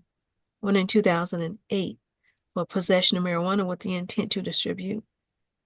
And there was another one in 2008 for possession of marijuana with the intent to distribute and interference with government property. This one in 2005 out of DeKalb County for the violation of the Georgia Controlled Substance Act. There's an additional one in 2005 with 3 counts of burglary. He does have misdemeanor convictions. One in 2022 out of Gwinnett County for giving false information to an officer. And he received a nolo contendere sentence in 2021 for disorderly conduct. There's one in 2012 out of Chatham County, Georgia, for theft by shoplifting. One in 2008 for disorderly conduct. And he does appear, he does appear to meet the criteria for UJR level 3. Nothing in addition, Your Honor. Ms. McCarthy. Yes, Your Honor. The defendant is accused of trespassing at the MARTA station located at 3800 East Main Street in College Park. He does have an active suspension that does not expire until April 27th of 2025. Given the charges in this particular case, the state is okay with the signature bond. Stay away from all MARTA locations in compliance with any active bans, no drugs, weapons, or alcohol while out on bond. I didn't hear any trespass, Ms. McCarthy. Is that right? I'm sorry, what did you say, Your Honor? I did not hear any other criminal trespasses. I did not see, hear any either, Your Honor. Okay, all right. Any objection, counsel, to a signature bond? No objection. It'll be a $2,000 signature bond through the jail. Comply with any existing MARTA suspensions or bans, no drugs, alcohol, weapons while out on bond. Good luck to you, Mr. Harley. Thank you, sir. You're welcome. Can I ask you one question? I got the signature bond. I just want to know how to get the criminal trespassing off of me because I never even knew I had a criminal trespassing. So okay, so you're not allowed to go to MARTA for a certain amount of time. So speak with your counsel here and they will tell you, do we know what his band is, Ms. McConkey? The ban is until April 27th, 2025. Okay, so April 27th of 2025, you can't go back to MARTA until that time, okay? So don't go back to MARTA. Yes, sir. All right. Now, I don't know if they added another ban after this, but the ban he had previously was until April. Okay, so you need to check with MARTA before you go back to make sure that it's okay. Okay, fine. Thank you, sir. All right, you're welcome. Next one is going to be position number 8, Mr. Justin Keith. Good afternoon, Mr. Keith. You have been charged in case 25 CR 000113G with 2 counts of battery family violence, 2 counts of simple battery family violence. Is there a history, Ms. Jackson? Your Honor, he does not have any prior arrests on file. He appears to meet the criteria for UJR through the jail. Nothing in addition. Ms. McConkey? Yes, Your Honor. We did try to get this upgraded to a felony for strangulation, but our request was denied by the DA's office. This incident occurred at 1095 Adams Circle in Roswell. The victim in this case is Miss Skylar Coffey. The victim told officers that she went to the defendant's home and asked him to let her inside. After entering the home, the defendant put the victim in a chokehold, after which she escaped the chokehold. She ran upstairs. The defendant followed her and threw her onto the floor and tried to take her phone away from her. He also pushed her into a wall, which caused her to sustain a bruise to her face. The victim told officers the defendant also threatened to shoot her and that he did have his firearm on his person, but did not pull it out. The defendant did state that he had his firearm on his person and it just fell out and hit the ground, and then he proceeded to put it away. After the defendant pushed the victim into the wall, she ran into the bathroom and locked herself inside. Officers noted, of course, that bruise to her cheek and also that the victim had an injury to her eye. Officers also observed video footage that showed the defendant grabbing the victim's hand, grabbing her in a bear hug maneuver and trying to throw her out of the house. He then pushes her to the floor and states, "Be in my house, you better calm down." Our office has spoken with Ms. Coffey, who confirms her and the defendant were in a relationship. She states they no longer live together and they share no children. She states they were on the verge of breaking up and she was coming to the residence to get her belongings. She did confirm the events in the warrant, confirmed that the defendant placed her in a chokehold and put his arm around her neck and applied pressure. She stated she was unable to breathe and did feel like she was going to pass out. She stated his arm was around her neck for about 30 seconds and the grip was about a 10. She confirmed again that the defendant kept flashing his gun at her and making threats, but she did say he never pulled it out. She also told us that she sustained a busted blood vessel in her eye, and she also had bruising all over her body, including her arms, her legs, her thighs, her breasts, her neck, and her back. She states the defendant has threatened her in the past, but this is the first time the defendant has been physically violent. She does have some belongings at the residence and she will need a one-time law enforcement escort to get her belongings. She does not want any contact with him and wants him to stay away from her residence. The state's recommendation, given the allegations in this case, is a $2,000 surety bond, no further contact with the victim, that the defendant undergo an FVIP, surrender all firearms in his possession, and have no drugs, weapons, or alcohol while out on bond. I believe Ms. Coffey is on the Zoom, so I would ask the court to sound for her. The court now has your opportunity to do so. I'll need for you to unmute yourself and activate your camera if you choose to.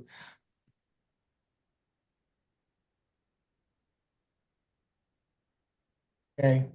Does not appear that Ms. Coffey would like to address the court this afternoon. Counsel? Yes, Your Honor. Mr. Keith is 25 years old. He has been in Atlanta and a Georgia resident since at least 2019. He currently rents his residence on Adams Circle, and as we just heard, the alleged victim in this case doesn't live there with him. And before that, he lived on a Peachtree Street address in Atlanta for 1 year. He is currently self-employed. He's a high school graduate. He attended the University of Arkansas for 1 year. Given those facts, I would ask the court for the lowest possible bond. Okay, for each of the battery charges, it'll be a $3,000 signature bond through pretrial level 3. For each of the simple batteries will be a $2,000 signature bond through pretrial level 3. That makes for a total of a $10,000 signature bond through pretrial level 3. No further contact with Ms. Coffey. Relinquish all firearms, no drugs, alcohol, weapons while out on bond. Given that it's my understanding that the Adams Circle address is Mr. Keith's address, Ms. Coffey will have to arrange some type of third party to retrieve her belongings. All Could she right. do a one-time police escort? However she wants to achieve that, that's fine with the court. So, I mean, I normally order one-time escorts with police for defendants. If she can obtain her belongings without having a police escort and a third party, that's fine with the court also. But as long as there's no contact, okay? All right, good luck to you all.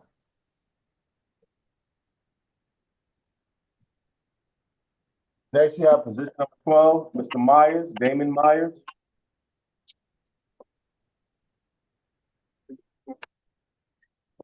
Good afternoon, Mr. Myers. You've been charged in case 25 CR 000-102C with loitering and prowling and criminal trespass. Is there a history, Ms. Jackson? Yes, Your Honor. He has 30 cycles. The last arrest was June the 10th, 2024, out of Hall County for a probation violation. He does appear to be on probation in Fulton County. That case number is 24 SC 001893 for criminal trespassing and the violation of a family violence order. That disposition date was June the 5th, 2024, and the term is for 11 months. And it says, yeah, that's it, Your Honor. Also, there's an additional probation case in Hall County for cruelty to children in the 3rd degree and simple battery family violence and battery family violence. That disposition date was October the 4th, 2022, 4 months of confinement and 4 years and 8 months of probation. He does have prior felony convictions, one in 2017 out of Hall County for possession of controlled substance, one in 2015 out of Hall County for cruelty to children in the 2nd degree, one in 2000, and he does have misdemeanor convictions, one in 2017 out of Hall County for obstruction of an officer, one in 2015 out of Hall County for 3 counts of theft by deception, one in 2014 out of Hall County for obstruction of an officer. And he does appear to meet the criteria for UJR level 3. Nothing in addition, Your Honor. Sally? Thank you, Your Honor. This is an incident from January the 5th. Police were called because of an alarm at a location, 11270 Elkins Road. That's in Roswell. That's the location of the North Fulton Community Charities, excuse me. The defendant was found inside the location. Surveillance shows him crawling under a locked fence and gaining entry into the inside of the building. He's seen taking a power drill on surveillance and then putting it down. He makes his way outside and sits on the front entrance because the alarm goes off. When police arrive, he tells them he thought the location was open and the alarm went off when he pulled on the front doors, which was obviously a lie and contradicted by the surveillance. While the defendant does have a majority of his criminal history for domestic violence and drugs, he's got numerous arrests for thefts, and you heard about a misdemeanor theft by deception conviction out of Hall County. We're asking for a $2,000 surety, Your Honor, to stay away from that location, the North Fulton Community Charities at 11270 Elkins Road. No drugs, alcohol, or weapons while on bond. Thank you. Mr. McLean? Your Honor, Mr. Myers is 36. He has two minor children, ages 11 and 12. He is a high school graduate through GED method. And he has enrolled himself in further schooling in the business area. He works for a car dealership, and they have various, he has various responsibilities with the selling of cars and preparation of cars, and also worked before that with Jiffy. Before that, worked in landscaping. So he's an industrious person. Considering the nature of this case, despite the prior arrest record, we would ask the court to consider a signature bond. It would be $250 good bond per charge, makes for a total of a $500 good bond. Stay away from the Elkins Road address. No drugs, alcohol, weapons while out on bond. Good luck to you, Mr. Myers.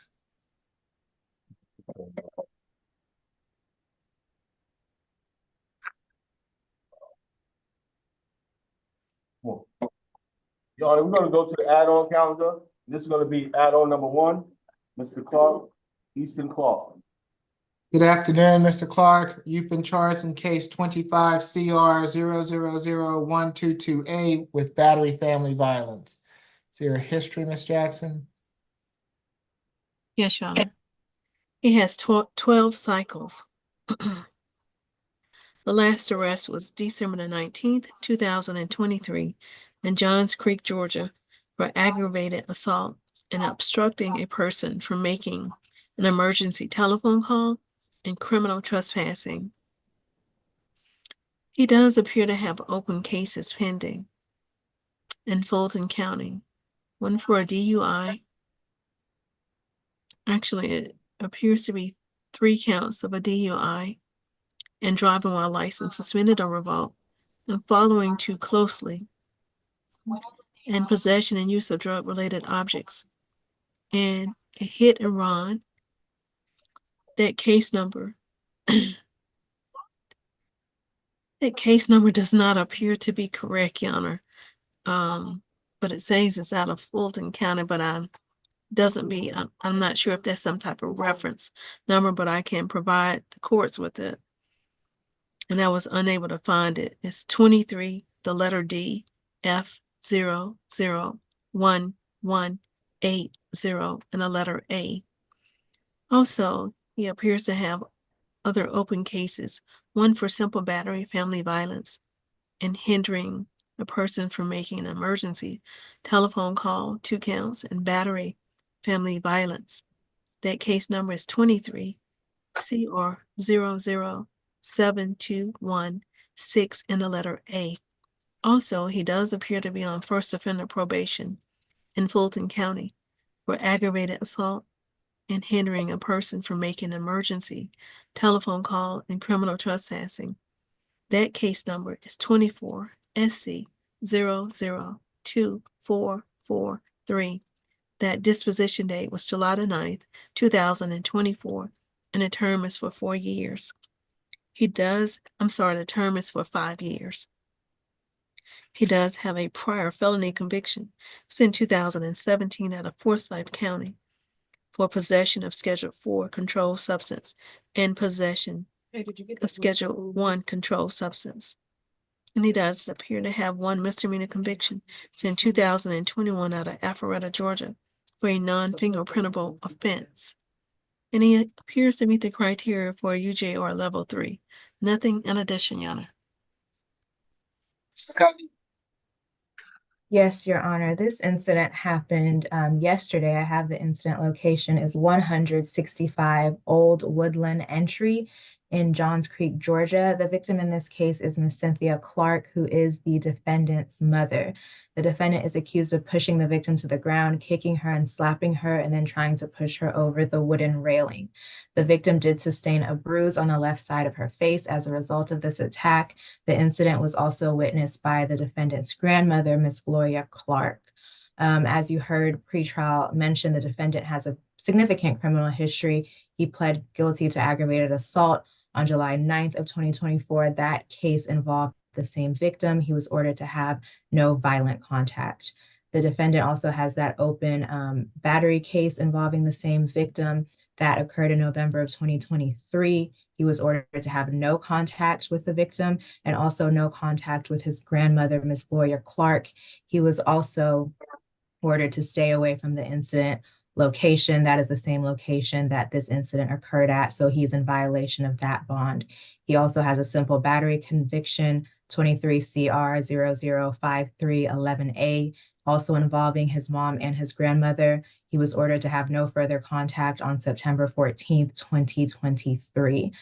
He has called his mom about 12 times since he's been booked. She has not answered those calls, though. Our office has spoken with Ms. Clark, who states that she lives with the defendant at the incident location. She confirmed the events in the warrant, says this is, of course, an ongoing issue, that the defendant was intoxicated at the time of this incident and gets like this when he is drinking. She says the defendant needs help with his drinking, and she acknowledged that this is not the first time he's been violent towards her. She states that she is in fear of the defendant and does not want him to return to the residence. In the aggravated assault case, he was ordered to undergo an MHET and an ADET as well, so I won't be asking for that in this case. We did request that this be escalated to a felony aggravated stalking, but we have not heard back from the DA's office. It is clear that this defendant is a danger to this victim and also a danger to his grandmother. He refuses to follow court orders, so we are asking for a $3,000 cash bond, no further contact with Cynthia Clark and Gloria Clark, stay away from the incident location, no drugs, weapons, or alcohol while out on bond. We are very concerned about this escalating to something more serious than what it is right now. I would ask the court to sound for the victim in this case, Ms. Cynthia Clark. The previous battery family violence, Ms. McCockey, what was the bond amount and who issued it? The open battery family violence that he has? Yes. Your Honor, I have it saved. I just need to get it. It was a $5,000 good bond issued by Judge Williams. Okay, thank you. Ms. Cynthia Clark, I see you on the line. If you would like to address the court, now is your opportunity. You certainly don't have to, but if you would like to, I'll need for you to unmute yourself and activate your camera for me. Doesn't appear so. Mr. McLean? Oh, I'm sorry. You're all right, Your Honor. So Mr. Clark is 32 years old. He has been a lifelong resident of Atlanta, Georgia. He's been volunteering at a church on weekends for the past 6 months. He has worked for his friend's computer repair company for the past 7 to 8 years. And he has worked for his father's spa renovation company for the past 12 years, doing various electrical work and spa installations in neighborhoods. And as we just heard, he is currently seeking treatment through Fulton County's drug court program. And as an alternate address, if he were to get out on bond, he could live with his father in Cumming, Georgia. And given those facts, we request for the lowest bond possible. Okay, well, he's already been given a $5,000 good bond, so this case is going to be a $10,000 good bond. No further contact with either Cynthia or Gloria Clark. Stay away from the old Woodland address. No drugs, alcohol, weapons while out on bond. All right, good luck to you all.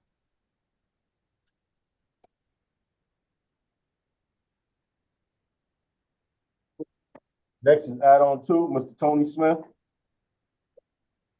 Good afternoon, Mr. Smith. You have been charged in case 25 CR 0000124C with 2 counts of battery family violence and simple battery family violence. Is there a history? Ms. Jackson? Yes, Your Honor. He has 52 cycles.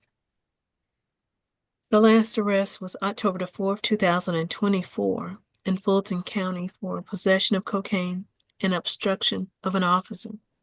He does appear to have open cases pending. There is one for battery family violence. That case number is 24 CR 005747 and the letter C.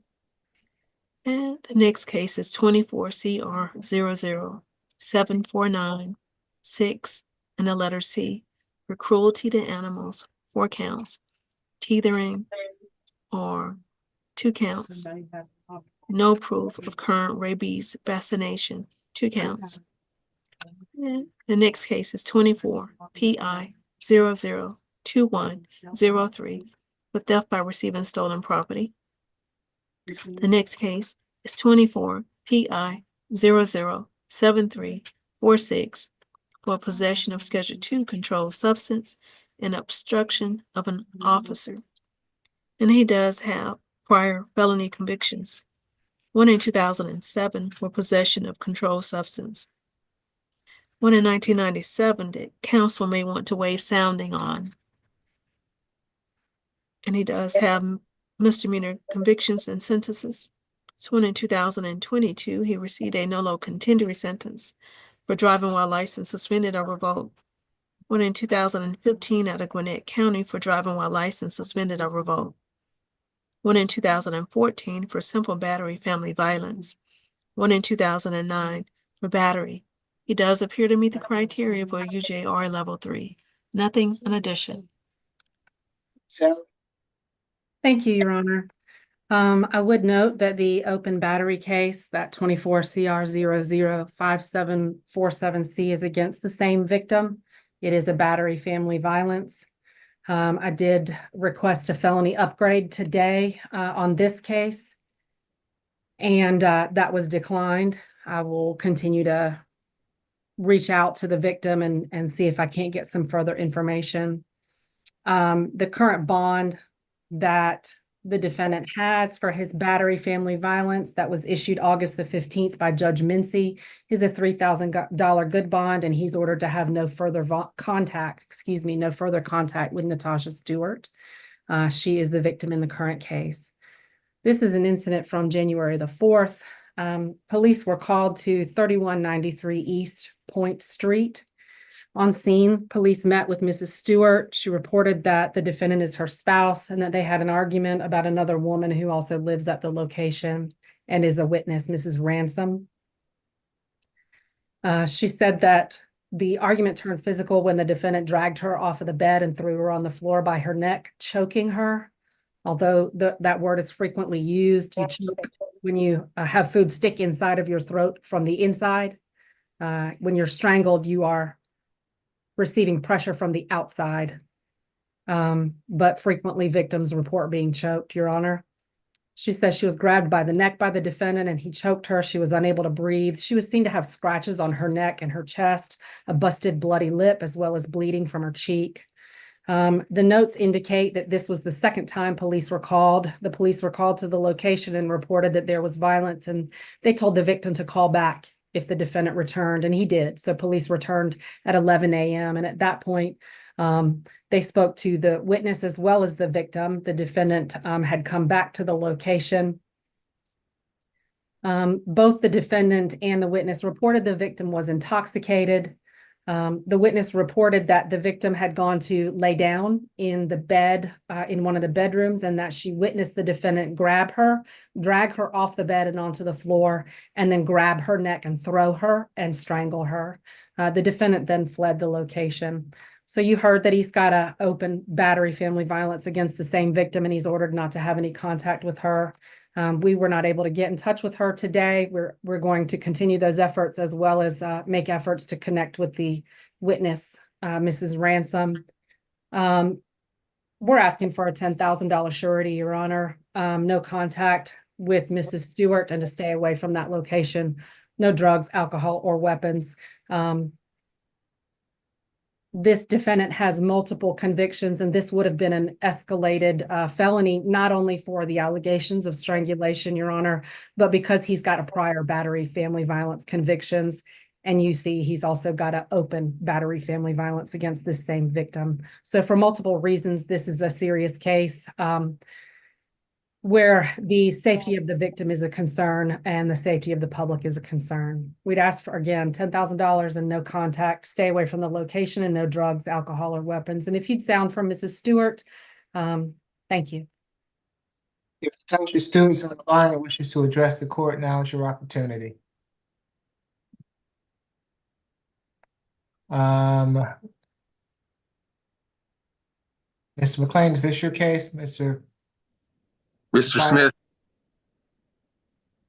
Your Honor, Mr. Smith is 51 years old. He works in home maintenance, 11th grade education. So he's just about finished high school. He does work, and he asked the court to consider as low a bond as possible. He gets his mail through his mom's address, so that the Hood Drive 30318 address shown on the 3 card for getting his mail. He says he would stay away and, of course, come to court. We would ask the court to grant his request and set a bond as low as possible. Your client's had his hand up the entire time, Mr. McLean. Would you like to address him? I can tell him after court's over with. If it's a procedural question about how bond works, I can handle it now, but if it's about the law of the case and the contents and the facts, I'd rather discuss that with him later, if that's okay with him. Mr. Smith, you have a right to remain silent. Anything you say can be used against you. So with that in mind, I know that you have your hand up. So Mr. McLean, he's got something that he wants to say. Perhaps be appropriate, would it be appropriate to break out with him, Your Honor? Because this is a rather sensitive matter. Okay, if you need to call him, or can he call the courtroom there? If the courtroom can call out, then they should dial me at 25215, my county desk phone. Sir. What? He said call the phone. McCain phone. Your Honor, can we put this to the back of the calendar so we can keep it moving? We can. Go. You can't go. Because I know what you want to say. It's Yeah, nothing important. Yeah. It's my house. Okay, the judge is going to. Okay, go ahead. No matter, Judge, they're gonna go on with it, Judge. We gonna. Okay, I heard him say it's your house, but you've already been ordered. You've already been ordered to stay away from that house, is my understanding, Mr. Smith. So His bond order only says to have no contact with her, and she does have a different address, Your Honor. oh, okay, all right. So you're not asking for a stay away, is that right, No. Ms. Allen? Okay, That makes thank you. So that clears it up. So I'm not going to make you stay away from that East Point Street address, Mr. Smith. Is that what you were concerned about? Yes, sir. And Okay. Okay. Okay, I understand. So we're not gonna, you can go back to your house. So for each of the battery family violence charges, it'll be a $3,000 good bond. For the simple battery, it'll be a $2,000 good bond, makes for a total of an $8,000 good bond.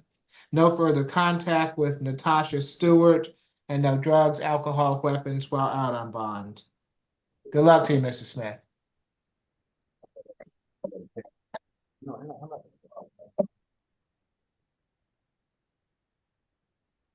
Next, Your Honor, is going to be add-on number 8, Mr. Vickers, Jerry Vickers. Okay. Good afternoon, Mr. Vickers. You've been charged in case 25 CR 000120G with 2 counts of battery. Is there a history, Ms. Jackson?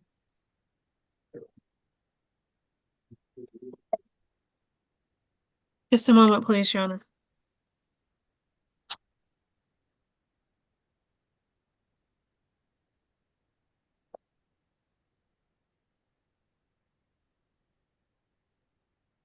Yes, Your Honor, he has 14 cycles. The last arrest was April the 13th, 2023, out of Cobb County for driving while license suspended or revoked and affixing materials that reduce or increase light, transmission, / reflectance, or window/windshields.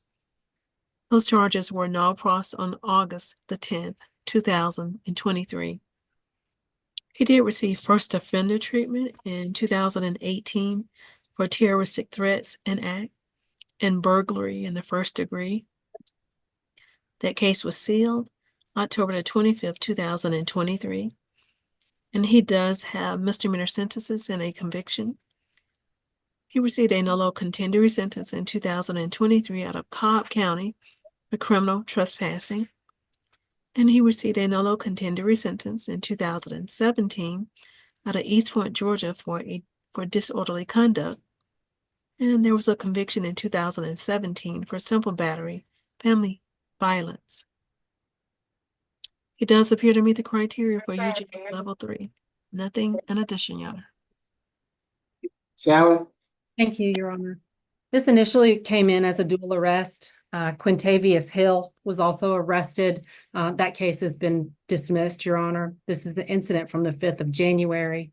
Police were called to 1672 West Lake Court at about midnight.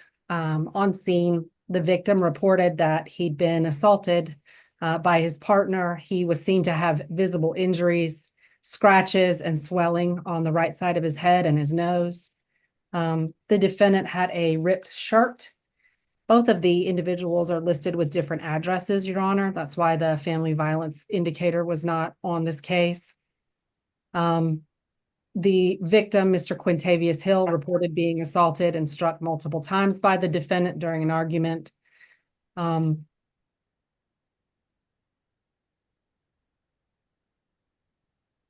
We would ask for a $2,000 surety, no contact with Mr. Hill, no drugs, alcohol, or weapons. This is not his first violent offense, not his first violent family violence offense. I'm not sure if there's a substance abuse issue here, but we'd ask for no contact with Mr. Quintavious Hill, and that's spelled Quintavious.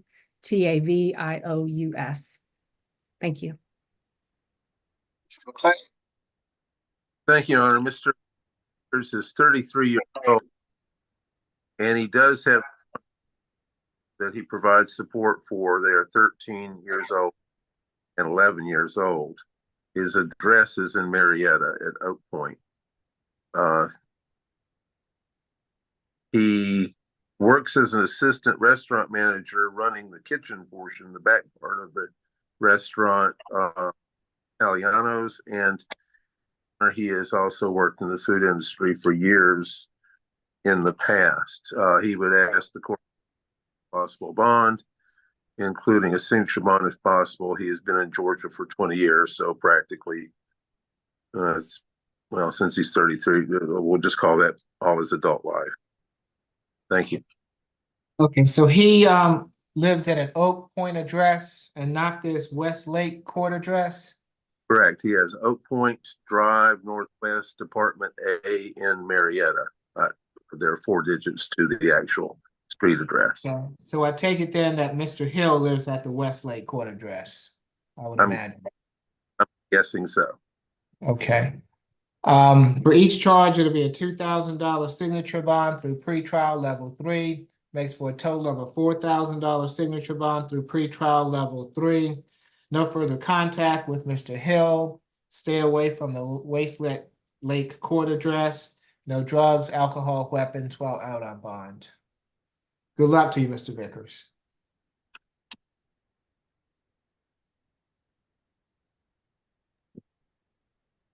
Next, Your Honor, this is going to be add-on number 4, Mr. Sutton. Good afternoon, Mr. Sutton. You have been charged in case. Good afternoon, yes, sir. 25 CR 000115E with simple battery family violence. Is there a history, Ms. Jackson? Yes, Your Honor. Yes, 30 cycles.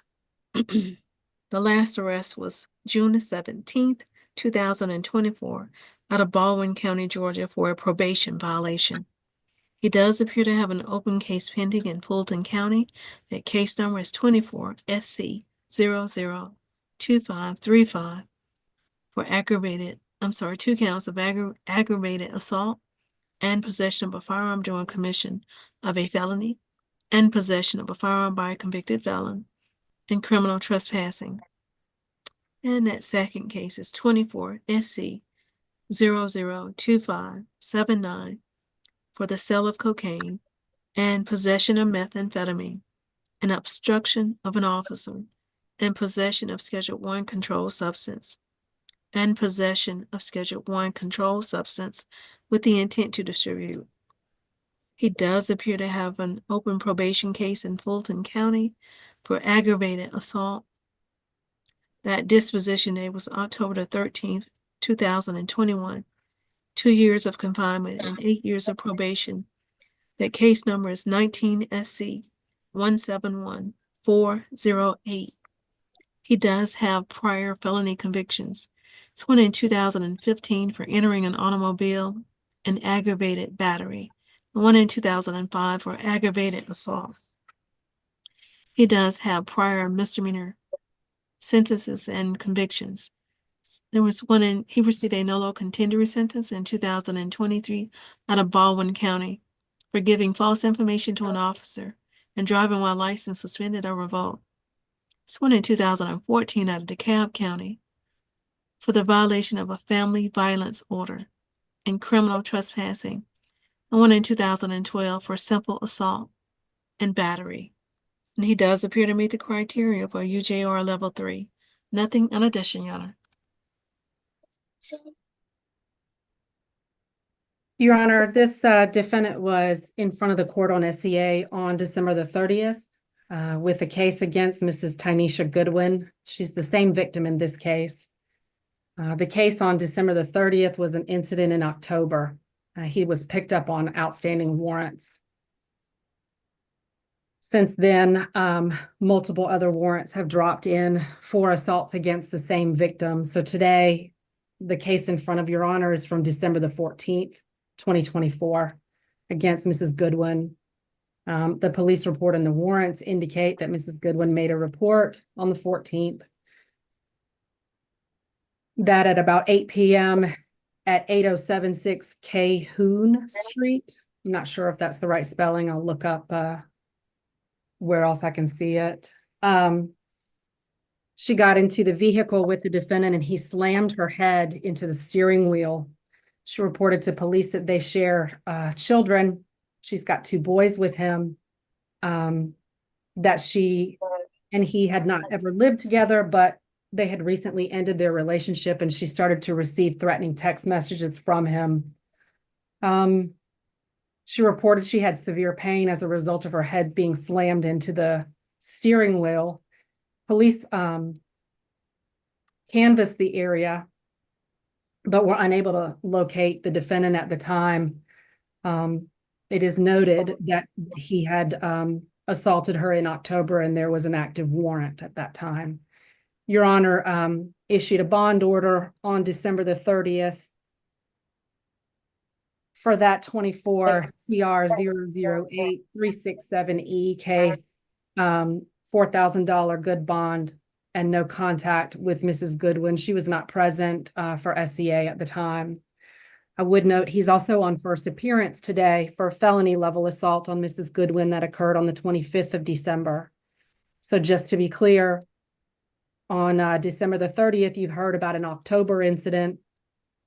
Subsequent to that, on December the 14th, this incident happened. And on December the 25th, an aggravated assault incident happened. That specifically was heard on first appearance this morning. And that aggravated assault is a strangulation with one of their children as a witness. I would also note that the 19 SC 171408 aggravated assault case that the defendant is currently still on probation for. The 2 victims in that case are this victim, Ms. Tynesha Goodwin's parents. He actually shot her parents, each of her parents, her mother and father, were victims of an aggravated assault by shooting perpetrated by the gentleman in front of you. When we had first appearance on December the 30th, the defendant had made contact with his family, not with the victim. Since then, starting on January the 2nd, he has called the victim numerous times. And those jail calls have been downloaded and saved and will be used as evidence in this case, as well as his other cases. So on December the 30th, when you first heard about this October incident, now we have 2 more incidences that he's been charged with. He already had an open aggravated assault family violence against a different victim, 24 SC 002535. That victim's Kalonda Smith, and that was from January of 2024. Now, he also has an open felony drug case in 24 SC 0027579. You did hear from pretrial about prior aggravated assaults with deadly weapons. You know about him shooting the parents of Mrs. Goodwin, but he's also got an aggravated assault and aggravated battery against Angelina Jackson, Shaquila Dougie, Kimberly Bussey, Wanda Bussey, Waishika Flournoy. This is a not only disturbing but alarming criminal history. Now this defendant has 2 misdemeanor cases, 3 felony open cases, a felony probation case, again, for shooting this young woman's parents. We would argue that he presents a very large risk to the victim and the 2 small children that they share. We're asking for a $10,000 cash bond, absolutely no contact with Ms. Goodwin. Your Honor, From her location or wherever she may live at this time, and no drugs, alcohol, or weapons while on bond. And if you'd call for Ms. Goodwin, yes, Your Honor. Hello, Your Honor. Ms. Goodwin, I see you there. You have to activate your camera for me. Yes. Hello, I wanted to speak on my behalf. Okay, I'm happy to let you speak, but I need to see you, Ms. Goodwin. Okay, you might have something. You might have something over your camera. Okay, 1 second.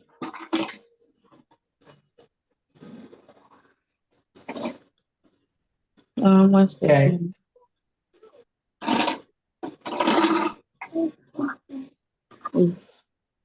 I was trying to face forward to myself. Are you not able to see? I saw something for a moment, but now it's gone back to black again. Okay, so there you go. All right. Hi, Yes, ma'am. Yes, ma'am. Thank you. Can you raise your right hand for me? Excuse me? Raise your right hand for me. Do you swear or affirm the testimony you're about to give before this court be the truth, the whole truth, and nothing but the truth? Yes. Okay, you can place your hand down. Thank you, ma'am. What would you like to tell the court? Yes, I spoke with someone earlier, a victim's advocate, and I informed them that I was not threatened by Mr. Jermaine Sutton. We do have 2 kids. He is the provider for our family. It was just a huge misunderstanding. We've been together almost 8 years, and this is the first encounter of us ever dealing with a physical altercation. And I'm trying to get him back home to his children. Well, let me just say this to you, Ms. Goodwin. I saw your husband personally, or I saw Mr. Sutton personally back on December 30th. Okay, I told him at that time, I gave him a bond, and I told him that he was not to have any further contact with you. Okay, so he is in violation. So regardless of what's going on, he's in violation of my bond order regarding that. So apparently you've called the police on numerous occasions, and now you're trying to tell me something different. Okay, it's not going to do you any good to keep having contact with him, because I have ordered that he have no contact with you. Okay, he's in violation of my bond order. So yes, he is not going to have any contact with you, and if you allow that contact, it's not going to be good for him, because he is going to be right back where he is if he gets out.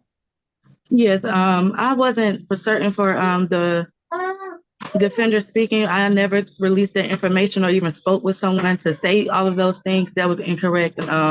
not accurate because I never even spoke with her to inform her about any of those things. Okay, well, regardless of what you informed, I made an order. And my order was that he was not to have any contact with you. Okay, so until all this is sorted out some way, then he's to have no contact with you. You understand me? Yes, Your Honor. Okay, all right. I appreciate you being here today. Thank Mr. McLean? Just as long as I'm clear, I understand there was an October matter, but that was a December 30th order. Okay. Yes, he came before me on December 30th at this exact calendar. And I issued him a $4,000 good bond. It's my understanding. Very good. Now this happened on the 14th, according to the affidavit for arrest. And I understand there would be the problematic telephonic communication that the state has mentioned. Also any other future content. But let's see, Your Honor, the December 14th matter before us is one count of simple battery family violence. And I would ask the court to, I'm focused on that as being the reason to ask for the court for the lowest possible bond, including a signature bond. This count, knowing that he's got the other matters that he'll have to deal with. He is 40. He is a high school. He's finished the equivalent of high school with his GED, and he does have those children. Judge Dunaway, I believe, is advising his other probation matter. But nothing further. All right, it'll be $10,000. Sorry. It will be a $10,000 cash bond. No further contact with Ms. Goodwin. Stay away from her residential address.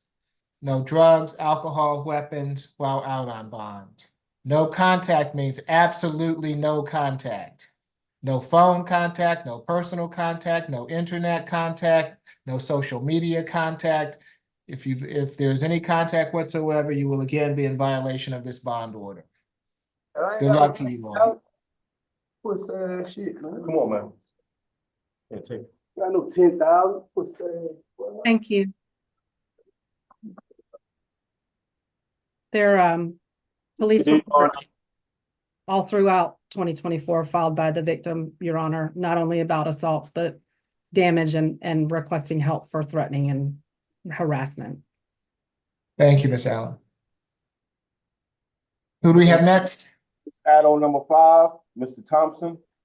Mr. Thompson.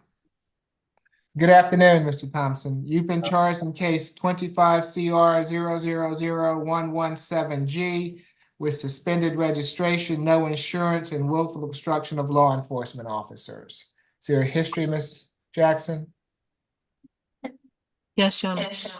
He has one prior cycle. The last arrest was November the 22nd, 2023, out of Hollywood, Florida, for possession of controlled substance. There was no disposition for that arrest, Your Honor. He does appear to meet the criteria for a UJR level 2. Nothing in addition. This is an incident from the 4th of January. At about 1:50 in the morning, police pulled up behind the defendant driving a 2014 Chevy Impala. Officer Porter initiated a traffic stop once he ran the vehicle and saw that it was not registered and there was no insurance on it. The defendant refused to stop, even though officers used their flashing lights and sirens, pulled into his residence instead of stopping.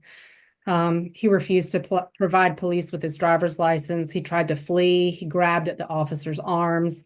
He then yelled for his roommate from outside. And when someone came outside, he threw his wallet at them to avoid police getting his information. He had to be tased, actually, Your Honor. Although, our obstruction today literally just says for failure to follow verbal commands. This was a little extra. We're asking for a $2,000 SOB through pretrial. He's got little to no criminal history, no drugs, alcohol, or weapons, and no driving unless properly licensed. And excuse me, sir, you might want to listen. No driving unless properly licensed or driving a registered and insured vehicle. Thank you. That was me, Miss Allen. That was me, Miss Allen. I'm clear. Okay, any objection to any of that, Mr. McLean? No objection, Your Honor. Thank you. All right, for the suspended registration of $500 SOB through pretrial, level 1. For the insurance, $500 signature bond through pretrial, level 1. For the obstruction, $1,000 signature bond through pretrial, level 1. Makes for a total of a $2,000 signature bond through pretrial, level 1. No driving without a valid license, and no drugs, alcohol, weapons while out on bond.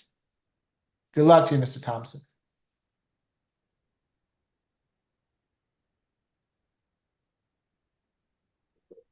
Next is going to be add-on number 7, Mr. Barnes. Okay. Afternoon, Mr. Vaughns. You've been charged in case 25 CR 0001118C with criminal trespass. Is there a history, Ms. Jackson? Yes, Your Honor. He has 18 cycles. The last arrest was January the 2nd, 2025, with the City of Atlanta Police Department for knowingly driving a motor vehicle on a suspended or canceled or revoked registration and driving while license suspended or revoked. There was no case number or anything, but there's no disposition for it. It appears to be still pending. Also, he appears to have an additional open case pending in Fulton County for battery family violence. That case number is 24 PI001631. He does have one prior misdemeanor conviction that was in 2009 out of Texas for possession of marijuana less than an ounce. He does appear to meet the criteria for a UJR level 3. Nothing in addition, Your Honor. Your Honor, this is an incident from March 2024. The defendant, who has an open case for battery, family violence, 24 CR 001218E against Michael Shepard. That's an incident from 2023. That's open in Judge Morrison in bond forfeiture. In March of 2024, he's captured on camera. Officers reviewed and obtained copies of photographs showing him damaging the rear license plate of Mr. Michael Shepard's vehicle. This is an individual that he used to be in a relationship with. And I did not see the PI case. If you would give me one moment.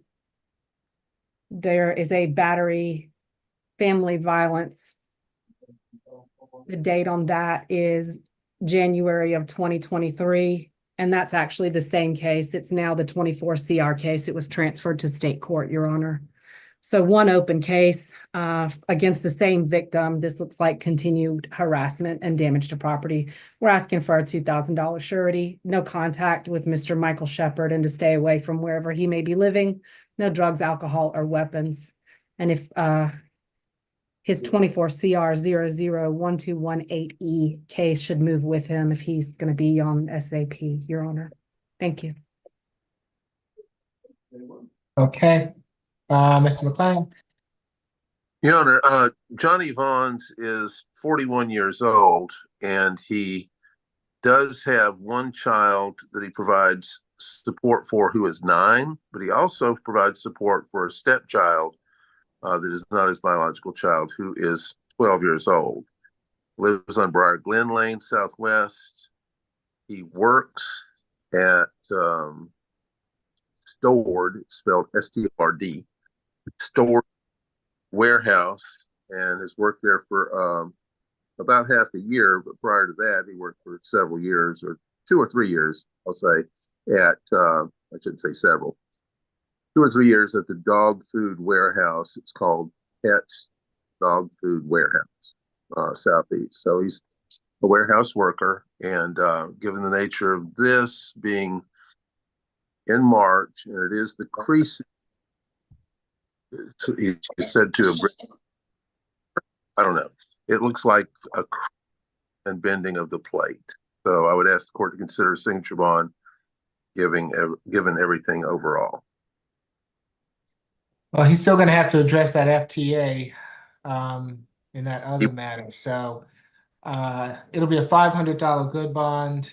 No further contact with Michael Shepard. Stay away from Mr. Shepard's residential address. No drugs, alcohol, weapons while out on bond. Good luck to you, Mr. Bond.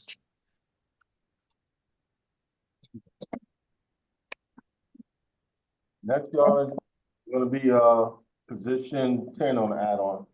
Mr. Williams. Good afternoon, Mr. Williams. You've been charged in case 25 CR 0000121Y with battery.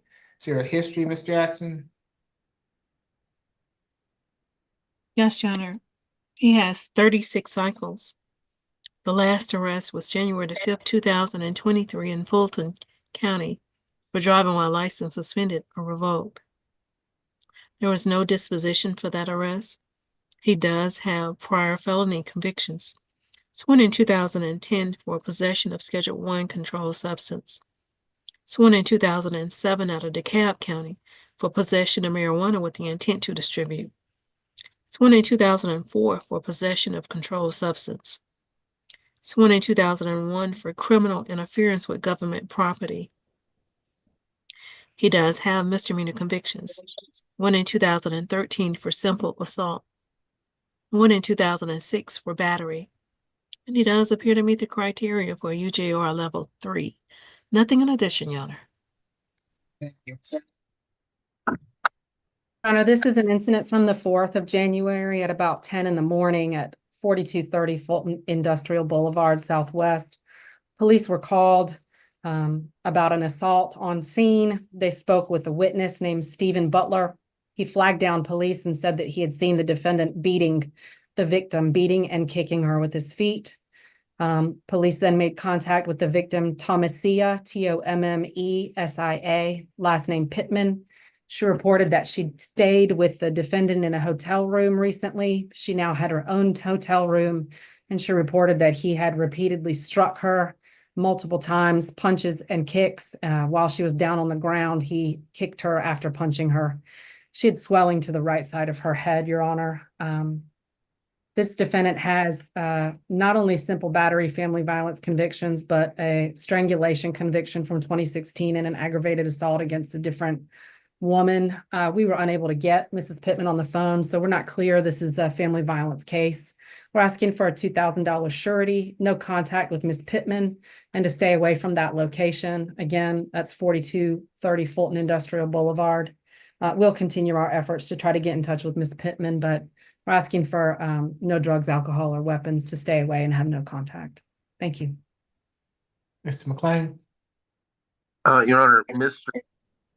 44 years old, has a Juniper Street address. So he works in house and in security, and his education has been through the 8th.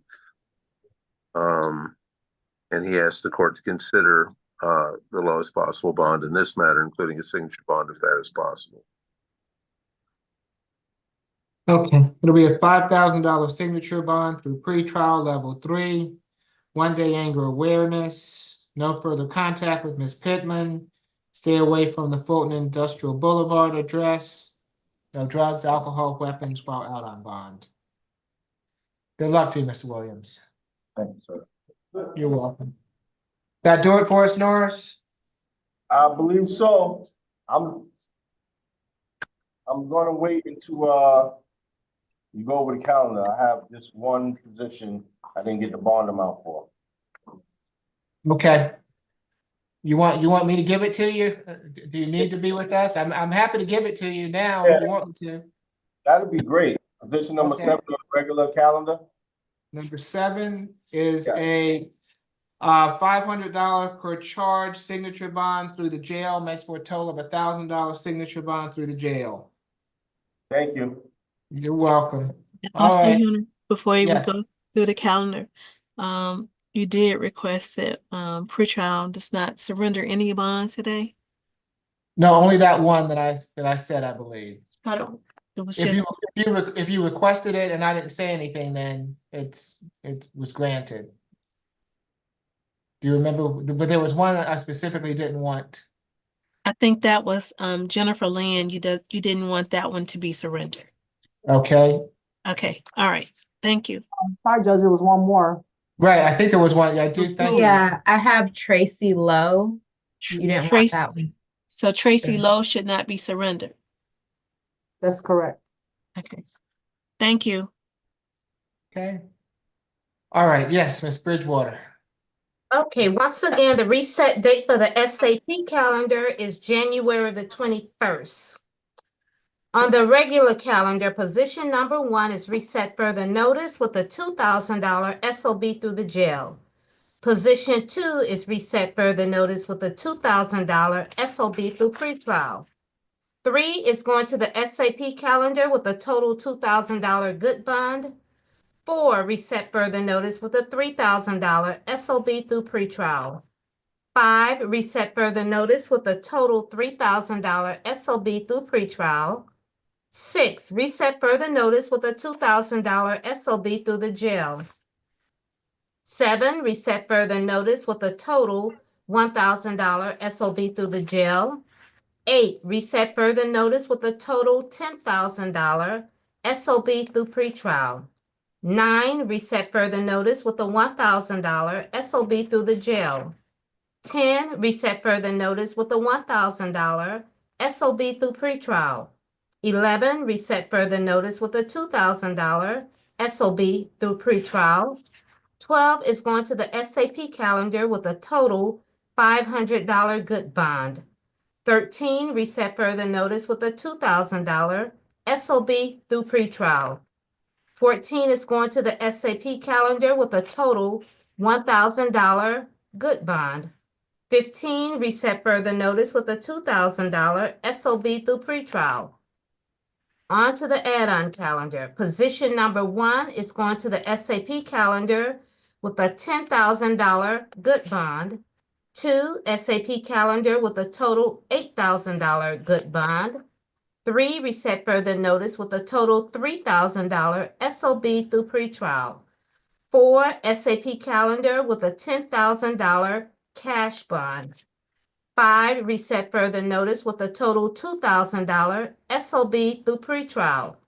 6, SAP calendar with a total $5,000 good bond. 7, SAP calendar with a $500 good bond. 8, reset further notice with a total $4,000 SOB through pretrial. 9, SAP calendar with a $5,000 good bond. And 10 is reset further notice with a $5,000 SOB through pretrial. Are there any questions, comments, or otherwise? Okay. If not, I will see y'all tomorrow. Thank you. Have a good